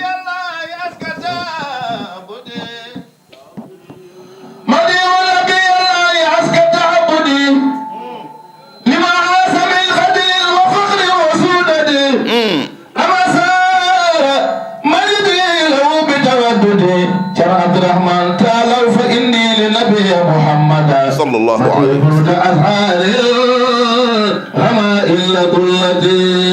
jarama ceerno Gambi Seydi Sarr Allah luɓere dande nde ko juuti julɓene beltoro ɗum kanko ibnu Muhayyab o wi madihu nabiyillahi jaarore nelaɗo sallah sallam askat ta'abbudi ɓuuri laabde e dendagal dewe Allah nde wonno dewal Allah fof yeegone naata hen ene winde ha gasna bona ha heddi jarde nelaɗo Allah e julde e nelaɗo sallah sallam lima haza min fadlin wa fakhrin wa suudadi sabu wonko mofti e mantore annabi sallallahu alaihi wasallam e ɓural e moƴƴere e kongu aduna e laakhar ala ɗo mofti hay nokku sona e jaarode annabi sallallahu alaihi wasallam ɗum waɗi ibnu Muhayyab en Seydi El Hadji Malik en ɓe gurdam mumen fof ko jarde nelaɗo sallallahu alaihi wasallam ɗum waɗi Allah juuriɓe jurgal ngal gasata juuriɓe hoore muɗum on jiɗani kam giɗamo minne mi yiɗi on ɗum ɓuuri mawnude kala jurgal fa tabarakallahu ahsanul khaliqina no mbiɗen ni ziyara moƴƴo juurade moƴƴo ko dewal Allah dowrowal nelaɗo sallah sallam o wi man zakara aliman faqad zarahu sa haali moƴƴo tan inde moƴƴo a rewe inde moƴƴo a wi ceerno salihu elle a juuroymomo a yeehi ha ɗo leliɗo a juurimomo wa man arrahahu faqad ahyahu sa haali hunde e gurdam makko ñaam golluje makko elle a wurtinimo artirimo aduna o jokki mission mo waɗanno o taw ko an jeeyi baraji gonɗi hen ɗi o wi kadi kanko sallallah alih sallam dhicru salihina kaffaratu lidhambi jangtade moƴƴuɓe ɓe ene momta bakkatuji aɗa yewta gona yewtude yewtere ne weeli taw bakkat ala ɗaccuni ko ene momta bakkatuji ma ɗum heɓoto tan koye haalde moƴƴuɓe e ñaam golluji mumen ndeka en gandi ziyara ko qurbatu min al qurbat ko ɓattorgal Allah manggal e nder ɓattorɗe Allah ɗum waɗi goto e moƴƴuɓe usrude hadith as-salihina wa sammihim fa bi dhikrihim tatanazzalu rahmatu wahdur majalisahum tanal barakatihim wa quburahum zurha idha ma matu heew yewtude jewte moƴƴuɓe heew innude ɓe sabu soɓe kalama tan yurmede Allah jippoto sa haali moƴƴo inde mum tan hade ma fawde hen goɗɗum yurmede Allah jippoto so wiyama yurmede Allah noon ko shamil ne mofti hunde foof ene wawi wonde taw won bakkata mo mbaɗannoɗa yurmede Allah jippo e ɓernde ma tubana Allah ɗon e ɗon barke moƴƴo mo kalɗa o ene wawi won aɗa ñawno ñaw musgu docteur eɓe fof cafra wileɓe moccoɓe lootoɓe fof mbaɗa ha tampa donka yurmede Allah jippo mbiya weng tawa anda holko sellima taw ko moƴƴo mo kalɗa inde mum ne wawi taw won ñamade mawde ndewetanoɗa en hattuma hay yaltude en hattuma hay ɗanade ɗon e ɗon wodamo Allah jolni e muɗum waɗayma weef joni joni joɓa ñamade ma taw ko barke oɗo moƴƴo mo kalɗa joni joni walla mo kalɗa hanki jamma walla mo kalɗa hecci hanki ɗum noon yallah watti rokku en wadde coccorɗe meɗen ɗe haalde moƴƴuɓe men ɓe ɓeydata en ustata en yallah won ballo yallah won ballo annabi sallah sallam omo jari haalde omo jari juulde omo jari siftorde omo jari gurtinen mo e ɓerɗe meɗen saabu kala ɗo kaɗɗa e Allah ko ɗon ka Allah haaɗema in kuntum tuhibbuna allaha fattabi'uni yuhibbukumullah Allah wi soɗon jiiɗimi min Allah ndewe nelaɗam o mi yiɗa on rewde nelaɗo sallah sallam noon ko yiddemo e hewde haaldemo e hewde juulde makko e ñamtinde sunna makko ɗum woni rewde nelaɗo sallallah alih sallam sa ronki noon yettoyade rewde sunna makko ɗum ɓuuri forde foof e dendagal leƴƴi rewde nelaɗo sallah sallam ko rewde sunna makko kono sa ronki toon woni iskale o ko hewde haaldemo hewde miijademo hewde juulde e makko omo heewa ɓernde ma omo heewa ɓernde ma haw wiya teɓɓe ɓernde so wi e teɓe ɓernde tan aɗa mbatta sunna makko hay sa welaka Allahumma salli wa sallim ala nabiyyil adabil huda wal karam Allah Allah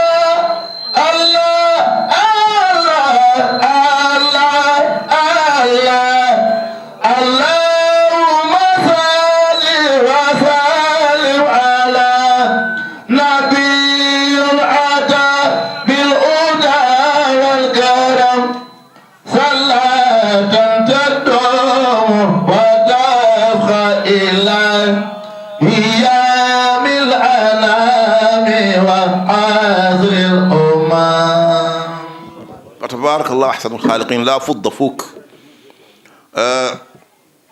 annabi sallallahu alaihi wasallam kebbinan julde e makko kebbinan haaldemo kebbinan yiddemo ndewinoɗen sunna makko dañɓe ɓe fof ko ɗum dañiri ɓurɓe ɓe fof ko ɗum ɓurdi moƴƴuɓe pop ko ɗon ƴoogi moƴƴere nde wonno woni damal fewde Allah tan ko nelaɗo sallallahu alaihi wasallam wa anta babullahi ayyumri'in wafahu min ghayrika la yadkhulu no imamul bikri wini an tan woni damal Allah kala gorɗo mo yettotako kala mo Allah haajani sodade yetto law rewat tan koɗo maɗo ɗon Cheikh Tidiane radiallahu taala anhu khatimul awliya gañori waliyaɓe fof wonɓe ganduɗa adiɓe mo ko jange qur'ana ko koori ko juuli ko tarbini e waliyaɓe ko ne wawi taw kanko waɗani ɗum kanko o ƴeewi o tawi kala damal ngalu yurni o tawi ko gadaɗo e maggal o fay kanko e damal darade e damal nelaɗo sallallah alih w sallam yidde nelaɗo mawninde nelaɗo haalde nelaɗo julde e nelaɗo sallallah alih w sallam adana e makko gurdam makko fof waɗi ɗum tan koye wittude hol julde ɓurde wawde jokkude almudo e nelaɗo sallallah alih w sallam hol neɗɗo waɗata jokko e nelaɗo sallah sallam saabu sa jokkima e nelaɗo tan a jokkima e Allah kala façon julde ne miijiɗa o waɗi hen duuɓi o waɗi hen halwaji o waɗi hen riyaduji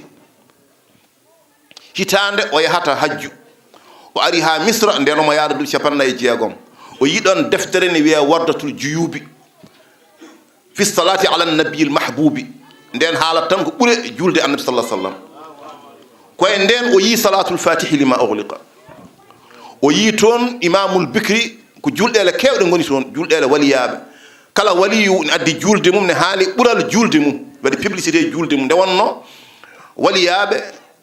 machallah goto fof kala ko addi yiɗi ko yo rewe wona pour ha tan hen pouvoir to yimɓe ga ala ko nde wonno nelaɗo sallah sallam wi man sanna sunnatan hasanatan falahu ajruha wa ajru man amila biha ba'dahu ila yawmi alqiyamati kala puɗɗuɗo ko moƴƴi walla haali ko moƴƴi walla fenti ko moƴƴi kala deftuɗo hen ha aduna o firto omo daña baraji puɗɗuɗo ɗum o te ɗum ustata e baraji puɗɗunoɗo ɗum o hay hunde ɓeɗo waliyaɓe Allah jaar yimɓe nela sallah sallam eɗen defta hen alhaji malik en cheikh oumar en radiallahu anhum e waɓe noon ɓe mbaɗiri jiɗɗa madhuji ɗi ko saabu ɗum ko yimɓe mbaala jaarde annabi sallah sallam kamɓe eɓe barzakh yimɓe ɓe ne bindane baraji kono kala baraji ɗi bindana ɗen ka eɓe ene werte e compteji mabɓe hono ko bindana ɗen ko saabu kamɓe puɗɗi ɗum kamɓe penti ɗum oɗo waliyu Allah joom watatul juuɓi o addi toon julde wotere ne wiye salatul fatih oɗo salatul fatih amen hande ko imam mil bicri radiallahu anhu rokkano salatu o koye on jippinano wona e cheikh tidiane radiallahu anhu cheikh tidiane radiallahu anhu yii winda e ɓural salatul fatih joom salatul fatih o imamul bicri o wi man qara'aha marratan walam yadkhulil jannata falyaqbidni bayna yaday illahi taala kala jannguɗo nde ɗo julde laawol gotol so natani aljanna janngo yo yiilomi haw yitami o poñami e yeeso Allah o yami ay oɗo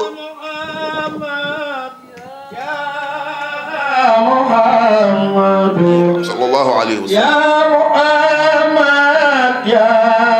ya habibi ya Muhammad kun tabibi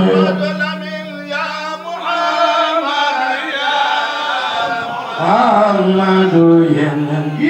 Muhammad ya Habibi ya Muhammad kun nabi mutaba'id an nabi folidan wallahi warzaji demo yom ni bandam sinode wanti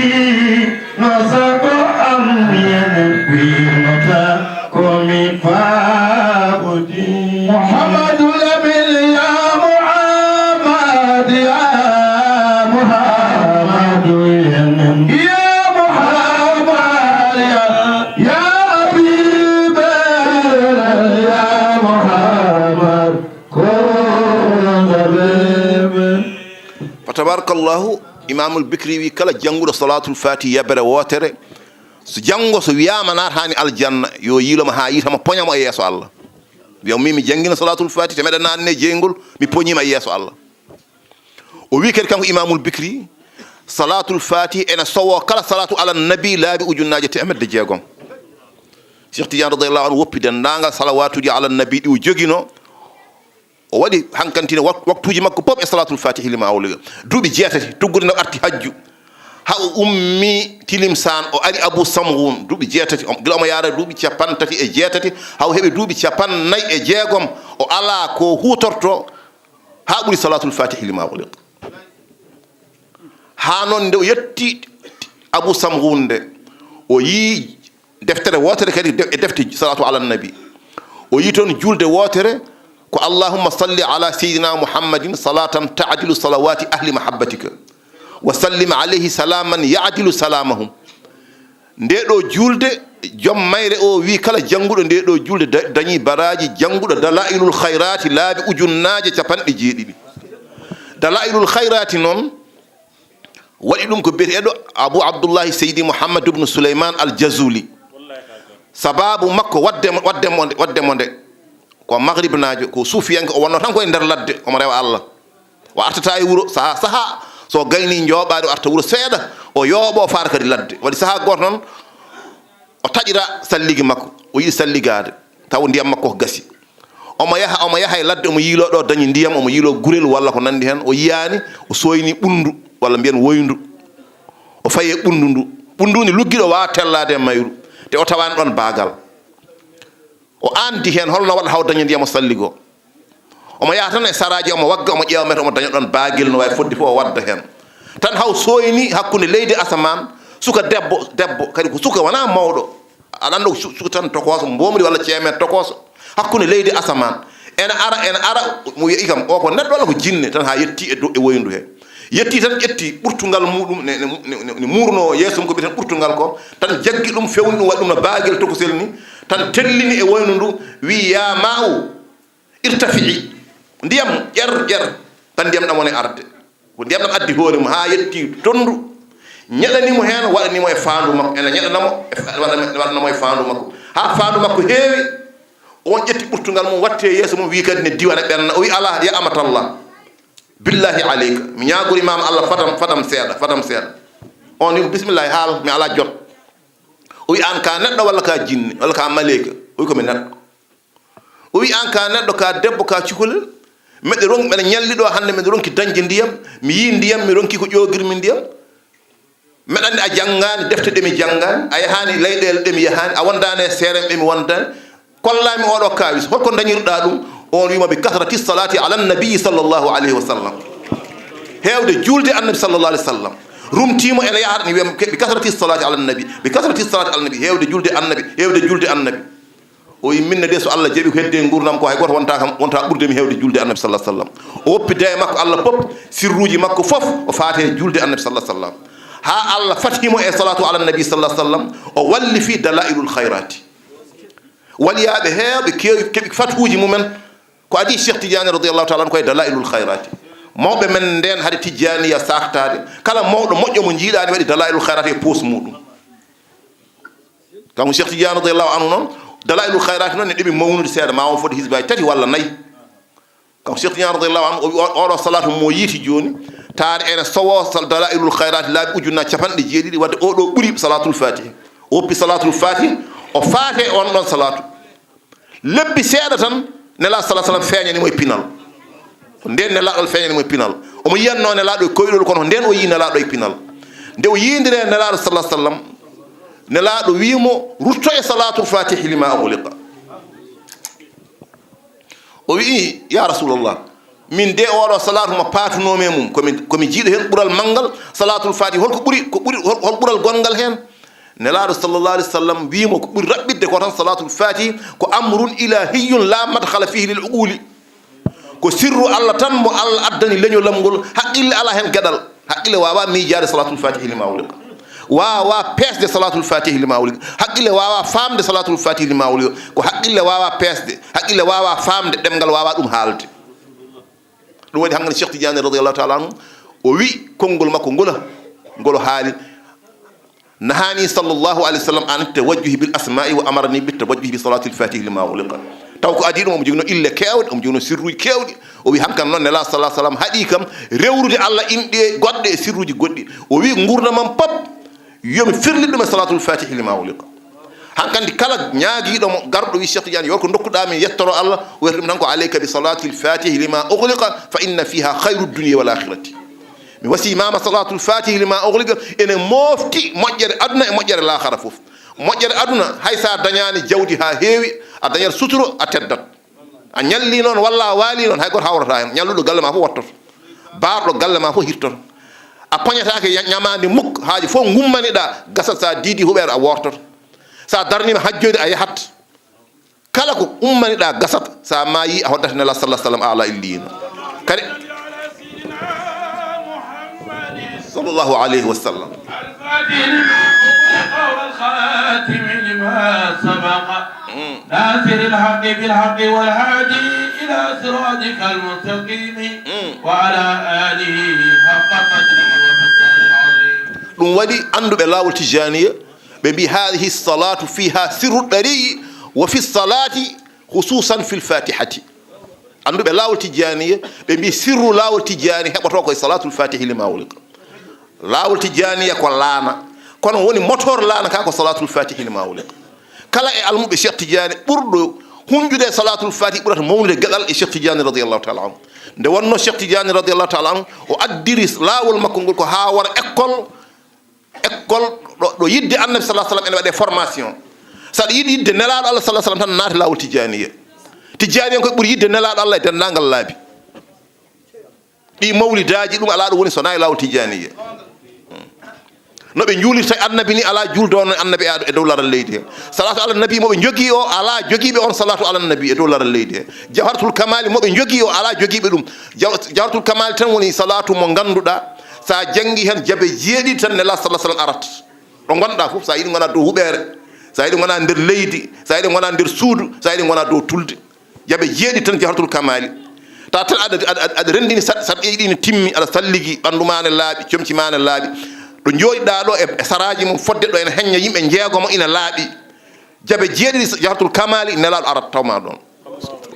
ɗum ne somo ara arta kanko goto wadata ko al khulafaul arbaa seydina aboubacry seydina omar seydina ousmane seydina ali kadi ɓe mbi cheikh tidiane radiallahu anhu eɓe gonda e ma ha hol nden nela cheikh tidiane wi walaw dumta ha muddata umrika ma faraquka mi wondi sa deƴƴani jahratul kamali kaddi gurdama ɓe ceertata e ma an tan deƴƴata ɓe jaaha ɗum waɗi taani men ceerno bocar alpha mawɗo rahimahullah wardi anhu bamum ceerno ahmadou ndeysan haalannomi qissa o ko alaji demba lewñel to ɓulon yo yurmede allah wone makko goto e miñiraɓe ceerno salihu o wi haalanimo qissa o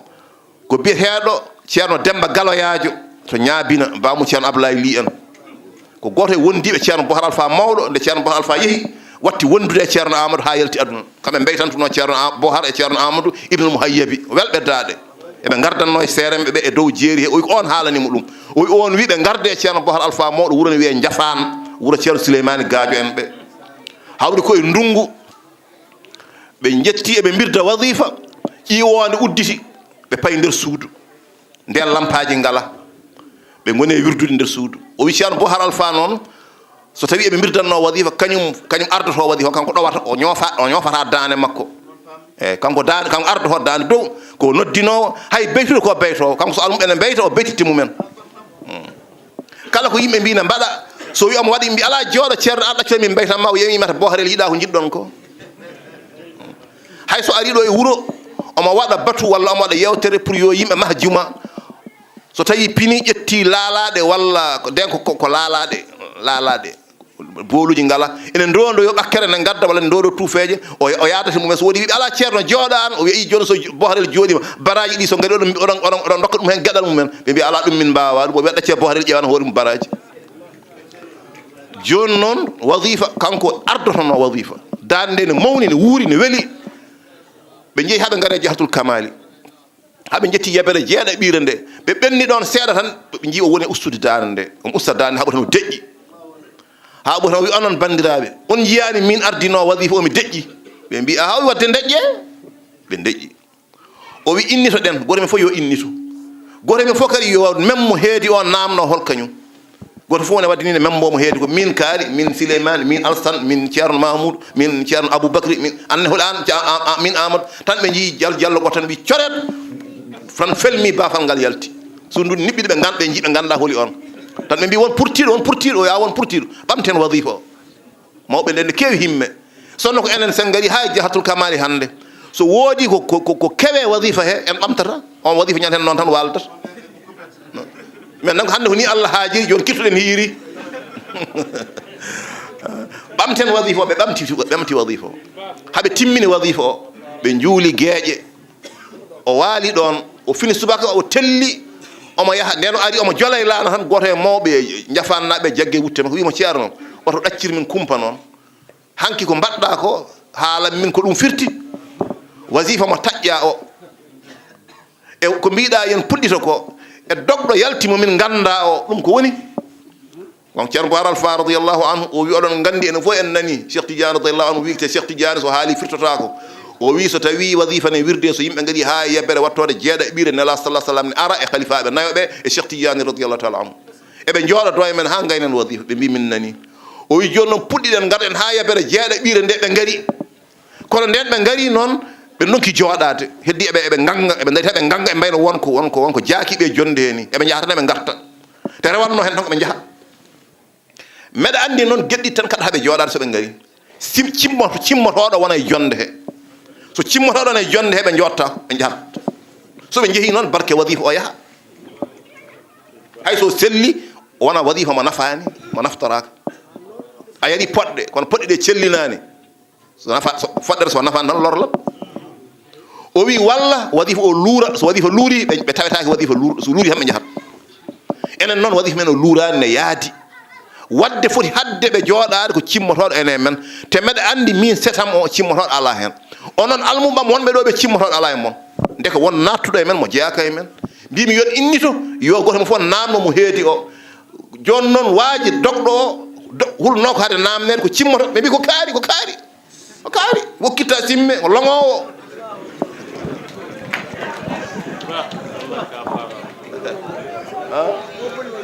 bonni wasifa o so hono ceerno Bouhar Alpha tawanno ko tan wasifa bonat Allah hemninaɓe kamɓe ko naneten nela salah sallam e khalifaɓe naɓe ɓe ne gara ko kamɓe wona makam nele Mamoud nela sadi hamɓe jiyat ɗum ɗaccuni mi yi ko ɓuri ɗum hawnade mawɗo goto ne wonnoɗo hoore fon ɗon wiye dor baba doro adamel bamum baru doro en o wi e gurdam ceerno Amadou radiyallahu anhu o wi kala nde ɓe kofi e wasifa soɓe gari ha yabbede jeeɗaɓiri kanko omo yiya nela Allah ha wasifa o joofa mbimomi holno nelaɗo ardata sene ara o wi omo arda e façon ngaji ɗiɗi o wi hen saaha ko iskale ummoto dow asaman iskale annora ara ha kosto e nder udere he nelaɗo tello hen o wi saaha way kono laana ni laana kane waɗi callalle ummo dow ara ha tello so telli ɓe tello e laana he ha waɗi ko tima ɓe jolta e laana he ɓe jaa ɗum foof rokkinoɗo ɓe ɗum tan ko yidde nelaɗo salah sallam e yidde Cheikh Tidiane radiallahu taala on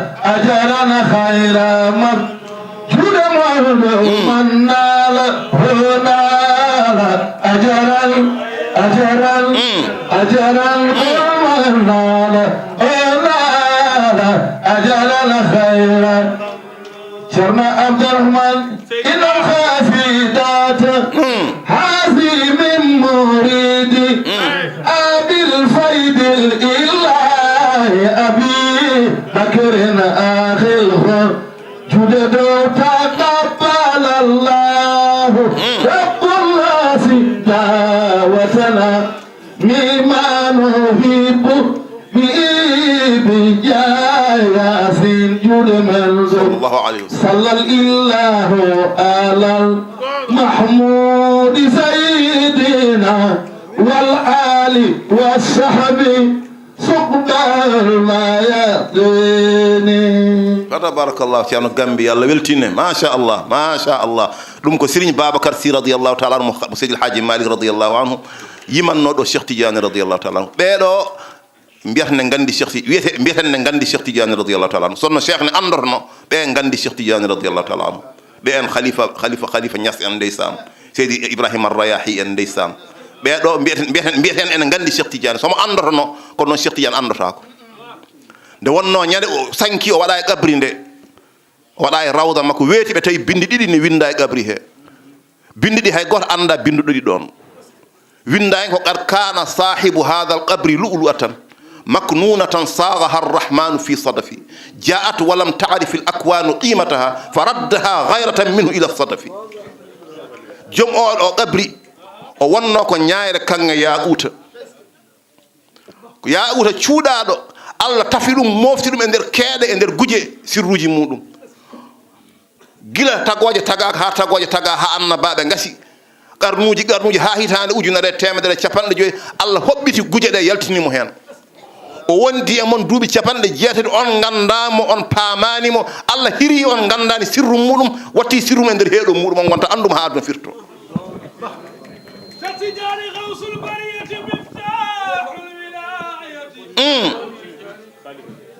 شيخ تجاني مصباح الجنات شيخ تجاني ممد أقلاب أهل الله أجمعين منه الفتوح لأرباب الفتوحات شيخ تجاني له انفراد بأسرار يخص بها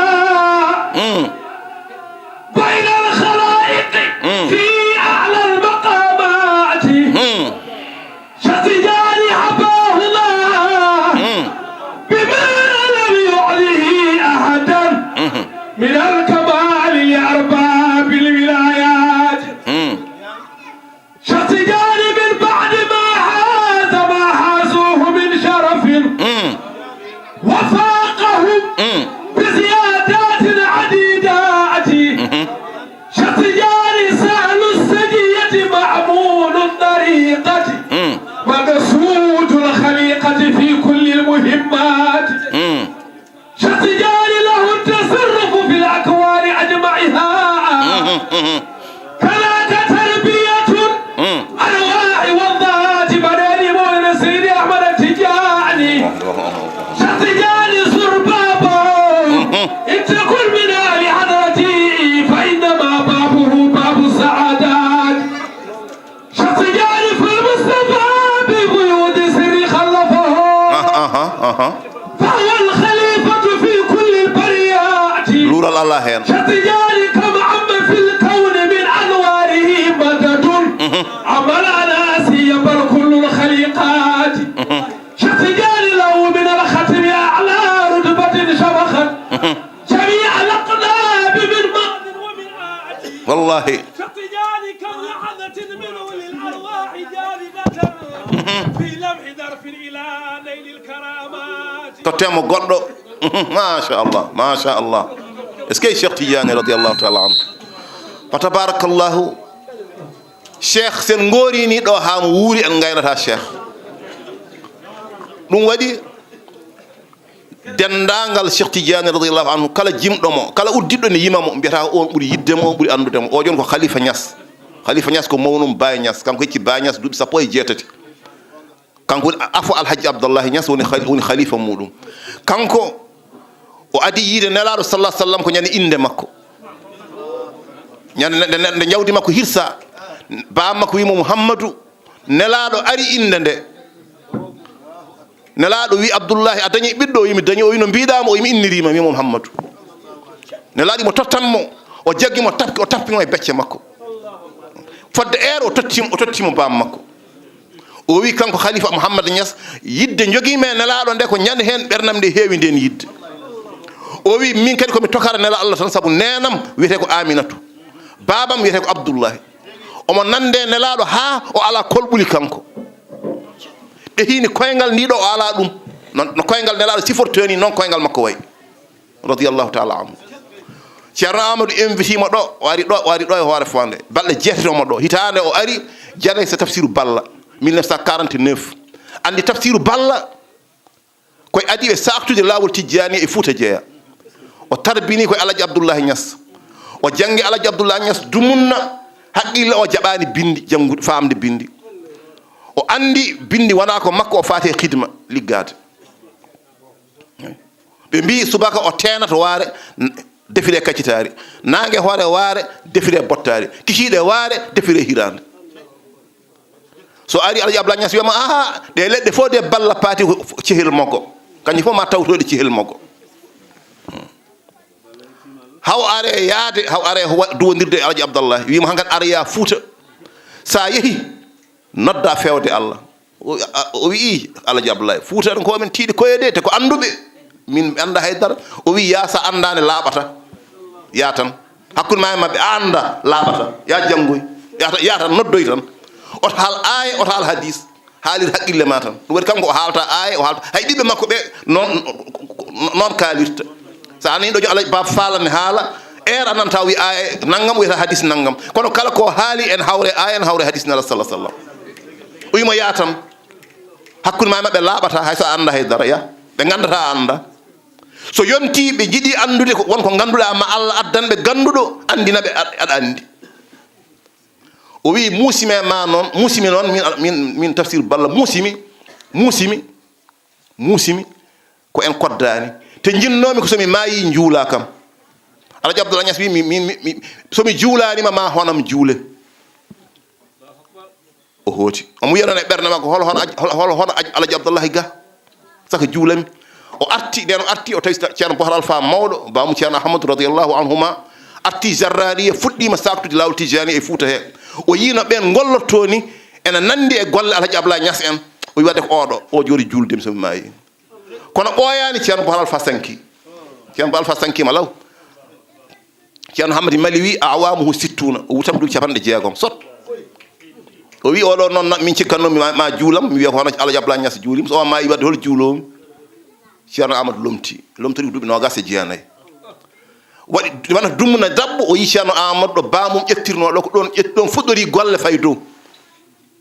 o waɗe ɓerde makko noon ndeka ko oɗo o Allah jabla ñas wino o kam meɗani o kam meɗandi o kam adata homi maade gel cuhlel tugosel mi sikkani o wattintomi ɗum waɗi sa fof so haal Allah waɗi o are Fouta omo haala kono o haalta aya o haalta hadis o haalat tan hikmaji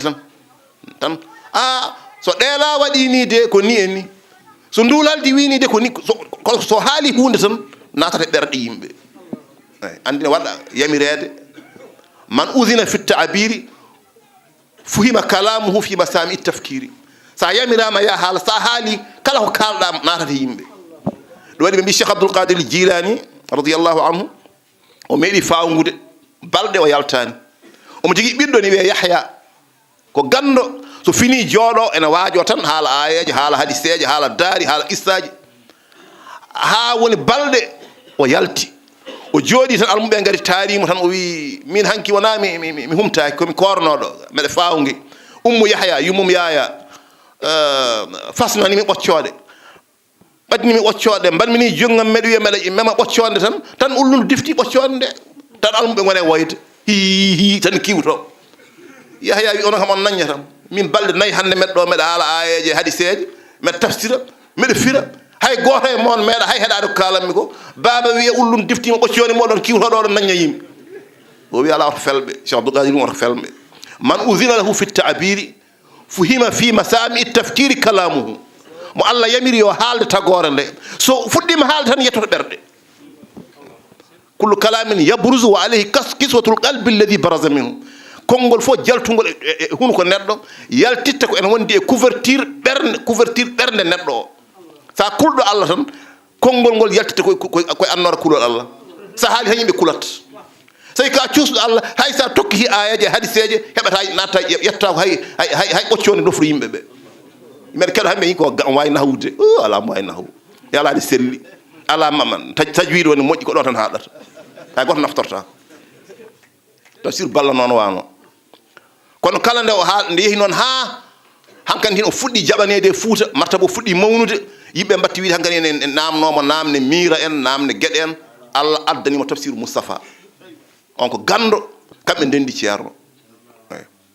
nden tafsir Moustapha ari takkimo hoɗi kañum ko teyba ngeyen kono so fini ko toon dawata ara ñalla galle makko ɗon waɗata tafsir so mawlidi yonti ko on arata o yewta on arata waajo so namde ngari on arata jaabon namde ɗe kanko wonti dokkowo duwaw tan hankkandi kono kala nde o haalde tafsir Moustapha o wiyata tafsir Moustapha ko somi yalti aduna noon ceerno bo Amadou Hoore fof no juulatami Allah waɗi nde ceerno nde o yalti aduna kanko kam tafsir Balla koye ceeɗu tigui te nden otoji ngala godron ala nden godron haaɗi ko Richard Toll walla ni taw ko Ndar Fouta mum ala godron nden oto ala nden oto jogoto ɗum tan ko Toubak commandant Toubak tafsir Moustapha wi tafsir yeehi o wasi noon ko ceerno Amadou Hoore fof ne juulatamo yimɓe ndinkidani min ɗum kam ala no wonirta teyba ɗo mogo ɗo ha Hoore fonde ala baw ɗulloyademo ɗo ara oto ala godron ala ko laana walla koyngal walla puccu ɗum kam haali tan koko yiɗi kono wona ɗum Allah ñaawi o wi no mbatten ɓe mbi en pewnat tan juulen ko ɗum Allah ɗum ko Allah foti o wi bisimilla ɓe pewni o wi bisimilla kono noon ko jiimi tafsiru komi meeɗa e tafsiru Balla haali hunde waasi wonde so tawi hande ko haali ɗo ko wonani taw ko mayde addi ɗum e makko wattude haalde ko wonani kono ko addi hande mi meeɗano tafsiru Balla haali hunde waasi wonde ko haalno fof woni ɓe pewni ɓe jaltinimo ɓe lelnimo ɗo ɓe mbaɗa sappe ɗo haɓe coyni pundi ɗami pundina ara o wi daro ɗe ɓe daro ɗe pundina ara daro ɗe pundi tan oto gaari tan ceerno Amadou telli te o winoɓe kanko tafsiru Balla so ari o wiyata ko yo ɓennu so ari tan ɓennato juula wa tan seeki yimɓe haw dari yeeso o habbiri yimɓe kabbiri خذي عني أحبائي وأهلي قصيدة جر أحمد هورفون ونرفع بنيني مدن جر أحمد بكر ألفا جر أحمد بكر ألفا رضي الله تعالى عنه خذي عني أحبائي وأهلي قصيدة جر أحمد هورفون رضي الله عنه وهذا جدنا المرحوم قطب زعيم العابد الظهر فعله شر أحمد بكر الفا سيدنا المرقي ذو الهدى والخلافة شر أحمد هو رضي الله عنه وارضاه ceerno amadou ɓenni juulimo allah waɗi nden ɓe gayni janay se yeehi hawde balle khalifa Niass ummi Kaolack ari dow ari jaale tafsir balla nden koye ceeɗu o jippi ko matam o jippi ɗum ɗo kalitten ɗum ko ha ganden dokke yidɓe Cheikh Tidiane radiyallahu ta'ala so neɗɗo yiiɗi cheikh holno yidde Cheikh Tidiane waɗata ɗum holno yidde Cheikh Tidiane holɗo yettinta ɗum ganden ko yidde Cheikh Tidiane ko jogitari mawdi jiɗen Cheikh Tidiane radiyallahu ta'ala daɗɓe ɓe fof daɗiri ko yidde Cheikh Tidiane radiyallahu ta'ala ɓe jippinima ko matam galle biyeteɗo julde Thiam nden mogo en wonotako ko ceeɗu ndiyam ala ko ladde hawre rawane mum 1949 wonno rawane mum e rawande mum fof toɓani ilani leydi ndin heyɗi jawdi n tampi fuutankoɓe mbi tafsir Moustapha mbiyanamin khalifa leydi ndin hokki ene yoori jawdi ne ɗomɗi yimɓe ne ɗomɗi yo duwano min mat hikka toɓa ɗo jooɗi dow danki ɗo rokki duwa o wi so Allah jaɓi hikka ma ndiyam ma ilam ara ha e less danki ki jooɗima ki nden hitande ilam ari ha Matam fusi laaɗe mbatti dogde e nder wuro he ɗum woni pusam 89 ko wino ko waɗi nde ari noon ko ñinmi haalde ko ceerno Amadou nele makko almudo mum wiye Ablaye Oumar Jagudine yo yawe tafsir Moustapha taade khalifa naati leydi ndi min jiɗa o yalta leydi taw yettake hoore fonde tafsir Moustapha haalanimo kanko khalifa wi ceerno Amadou hoore fonde julɗo tafsir Balla ko ɓi ceerno Boar Alpha ko hande ko mawɗo e lawol Tijani ko suka duuɓi kono ko joom gueɗal e lawol he o wi omo yiɗi jettoɗa wuuro makko min janti e makko min jiɗa jalta leydi ndi a yettaki mo o wi mi jaɓi momi yettomo ɓe gummi mago eɓe ngara khalifa joli ko oto tokoso o jolde oto tan ko ɓiɓɓe makko e chauffeur makko ɗi hono wiye Oumar Niass Abdallahi Niass e chauffeur makko e goɗɗo jolfo goto tafsir Moustapha en e fuutankoɓe rewnoɓe hen ɓe joli ko otoji ɗeɓi noon tarasil ɗi otel toksel ngel noon daɗi ɓe tafsir Moustapha en gone wiide khalifa de joni ko ɓennude hoore fonde sanko anda ɓe ganda fuuta ɓe mbirtoto hoore fonde ɓe ɓenna o waɗi haw sawdi hoore fonde tan o dari kanko wi khalifa oto o daro o dari ha tafsir Moustapha en jetti ɓe mbi khalifa min kulin hade ma ɓennude o wimi ar ha ɗo tan jiimi Cheikh Oumar Fouti ene wagga ɗo ne yahane arta tan ma xamne fimo e hoore fonde o woni noon balle jeetati ko joom gueɗal no feewi kono ko haali ɗo e Cheikh Tidiane ko pop o wattindi ko e wiide wonde Cheikh Tidiane sene andotono kono andotako ceerno Cheikh Yuma Kane ko haale karamaji Cheikh Tidiane ko pop saɗana en karamati en fof gila innal karamati ha kalamati cakkitiɗo o wattindi tan koye wiide man gasa fi bahrihi ilman wa ma'rifatan yarumu awman fala yu'za li ghayati sa muute Cheikh Tidiane radiyallahu anhu aɗa yiilo memde ɓakkere gurdama fof gasata koye ɗirde kono a heɓata ɓakkere ɗum noon suppiro tan sa muri seeɗa tan suppiro a heɓata ɓakkere Cheikh Tidiane radiyallahu anhu Seydil Arabi buni Sa'ih radiyallahu anhu o wi kala mantunoɗo Cheikh Tidiane radiyallahu anhu ɓuri mawnude ko manti Cheikh Tidiane radiyallahu anhu ko Seydil Arabi buni Sa'ih o wi lam yamdahi cheikhu ahadun bi mithli siniyati wala bima yuqaribuha hay goto meeɗa haalde Cheikh Tidiane hono ko siniye haale Cheikh Tidiane ko hay goto meeɗa haalde Cheikh Tidiane hay ko ɓatti siniye ni boom ɗum noon ko ɗo wiyata ani Tijaniya taja al arifina waman bisabighi al fadli min irfanihi kasi ذاك الذي نال ما لم يحويه بشر من العطايا ولم يعرف بمقياس شيخ تجاني غوث البرايا ابو العباس احمد معناه وعدم ان يجلى باليغاس شيخ تجاني روح الوجود وقطب الكون مركزه مدده سره الساري الى الناس شيخ تجاني رمز الوجود وسر الحق نلزمه مكنونه كنزه المخفى بحراس شيخ تجاني حقيقة الكون معنى سر مجمعه فيض الإله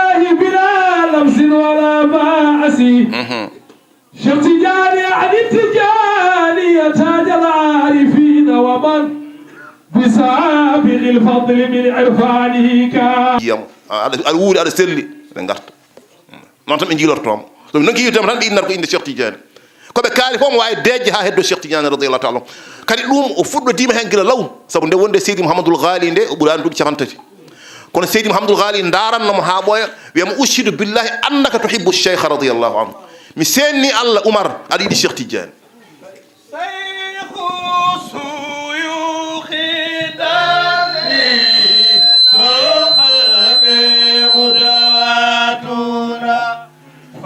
شيخنا عمر نور الولايات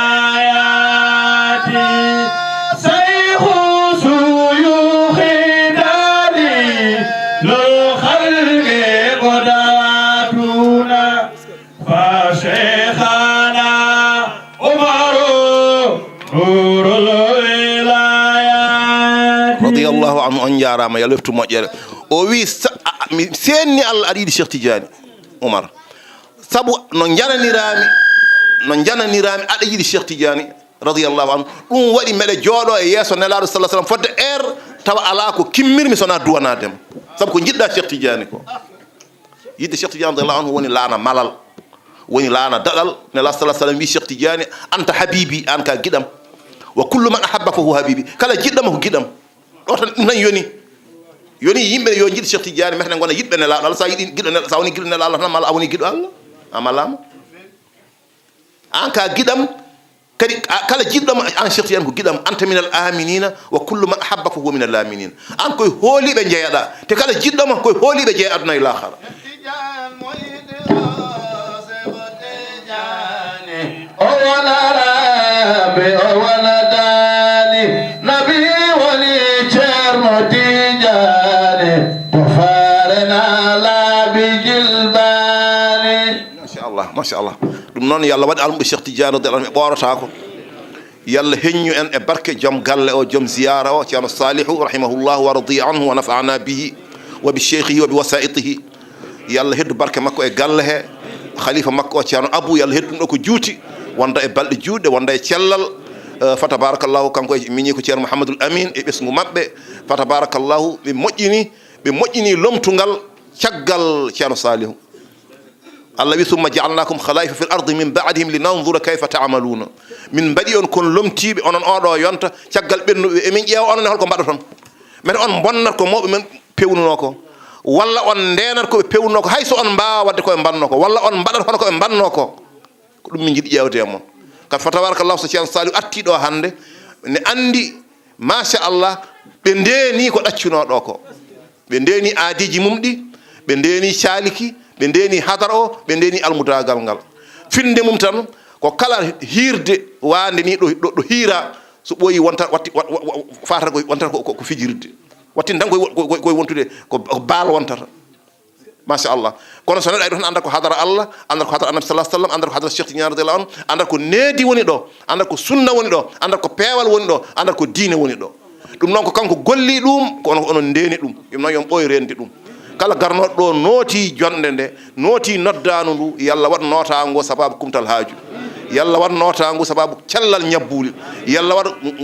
notango sababu hisde e hoolade e kala kulhuli en kawri ɗo hikka yalla ken hawruɗo mo wuuri e mo wurti yalla waɗi almuɓe Cheikh Tidiane radiallahu taw ko ɓe ɓorotako yalla ken balɗe juutɗe wonda e battane moƴƴe wonda e cellal wonda e yaajene fa tabarakallahu Ahmad Abou ane bande en e commission ɓe dartoɗa ɗo ɓe onon ne yalla sellin on sembin on onon goni konu ngu onon goni konu hafiziya konu bokke jalluɓe onon ne yalla sembin on son cembini fof sembat yalla wallitir on cellal wallitir on yaajede assalamu aleykum wa rahmatullahi wa barakatuh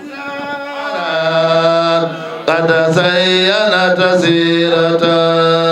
من خيرة النظم أتمم لنا نورنا وغفر جرائمنا تقضي هوائجنا يا واسع الرحم حمدنا يوافي بها آمين لنا وفرح لربنا ويكافي زيد من ليم وسيء الجلب قد جينا ولي من التسوق بود واسع الكرم وذاكم جمرة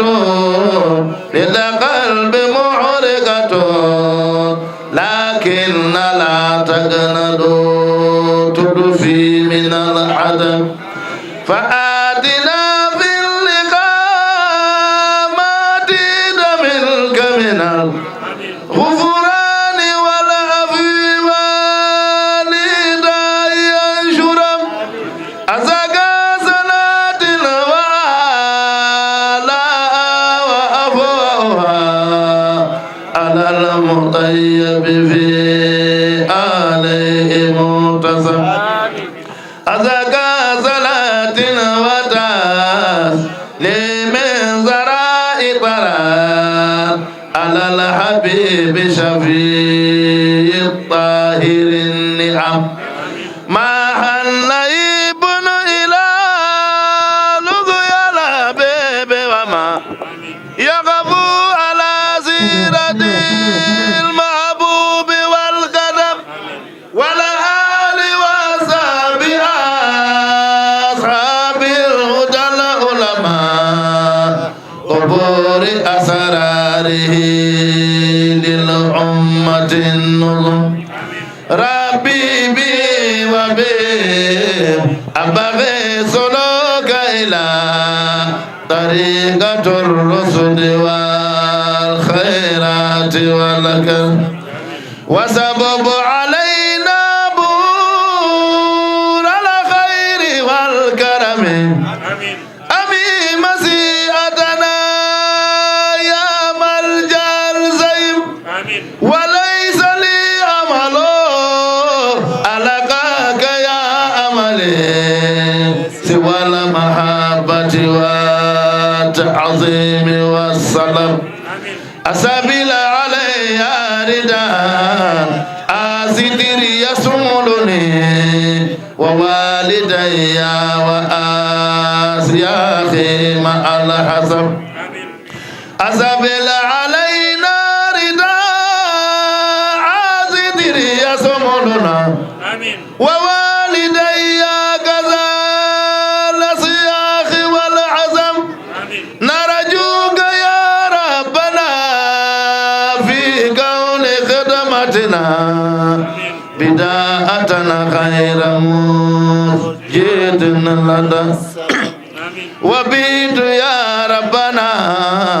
بيع الفضول وقوم مجيزه ربنا بالوجود والكرم يا رب صل على المعمود سيدنا وقبل زباته فينا ولم ندمي وصلي يا إلهي وجزينا أبدا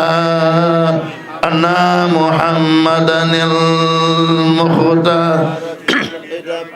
وآله المهتدين على خيرة الكرماء على متمي سيرة المختار والقدم ما أرى أدر أدوار ورقاه تنهب خديل وجرى دمع من القلب أعوذ بالله من الشيطان الرجيم بسم الله الرحمن الرحيم الحمد لله رب العالمين الرحمن الرحيم مالك يوم الدين إياك نعبد وإياك نستعين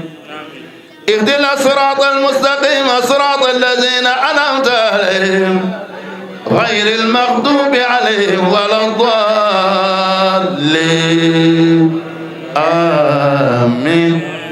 اللهم صل على سيدنا محمد الفاضل لما أغلق والخاتم لما سبق ناصر بالحق والحادي إلى صراطك المستقيم وعلى آله حق قدره ومقداره العظيم اللهم صل على سيدنا محمد الفاضل لما أغلق والخاتم لما سبق ناصر بالحق والحادي والهادي إلى صراطك المستقيم وعلى آله حق قدره ومقدار العظيم. اللهم صل على سيدنا محمد الفاضل لما أغلق والخاتم لما سبق ناصر بالحق والهادي إلى صراطك المستقيم وعلى آله حق قدره ومقدار العظيم. إن الله وملائكته يصلون على النبي يا أيها الذين آمنوا صلوا عليه وسلموا تسليما. صلى الله تعالى عليه وعلى آله وصحبه وسلم تسليما. سبحان ربك رب العزة عما يصفون وسلام على المرسلين والحمد لله رب العالمين.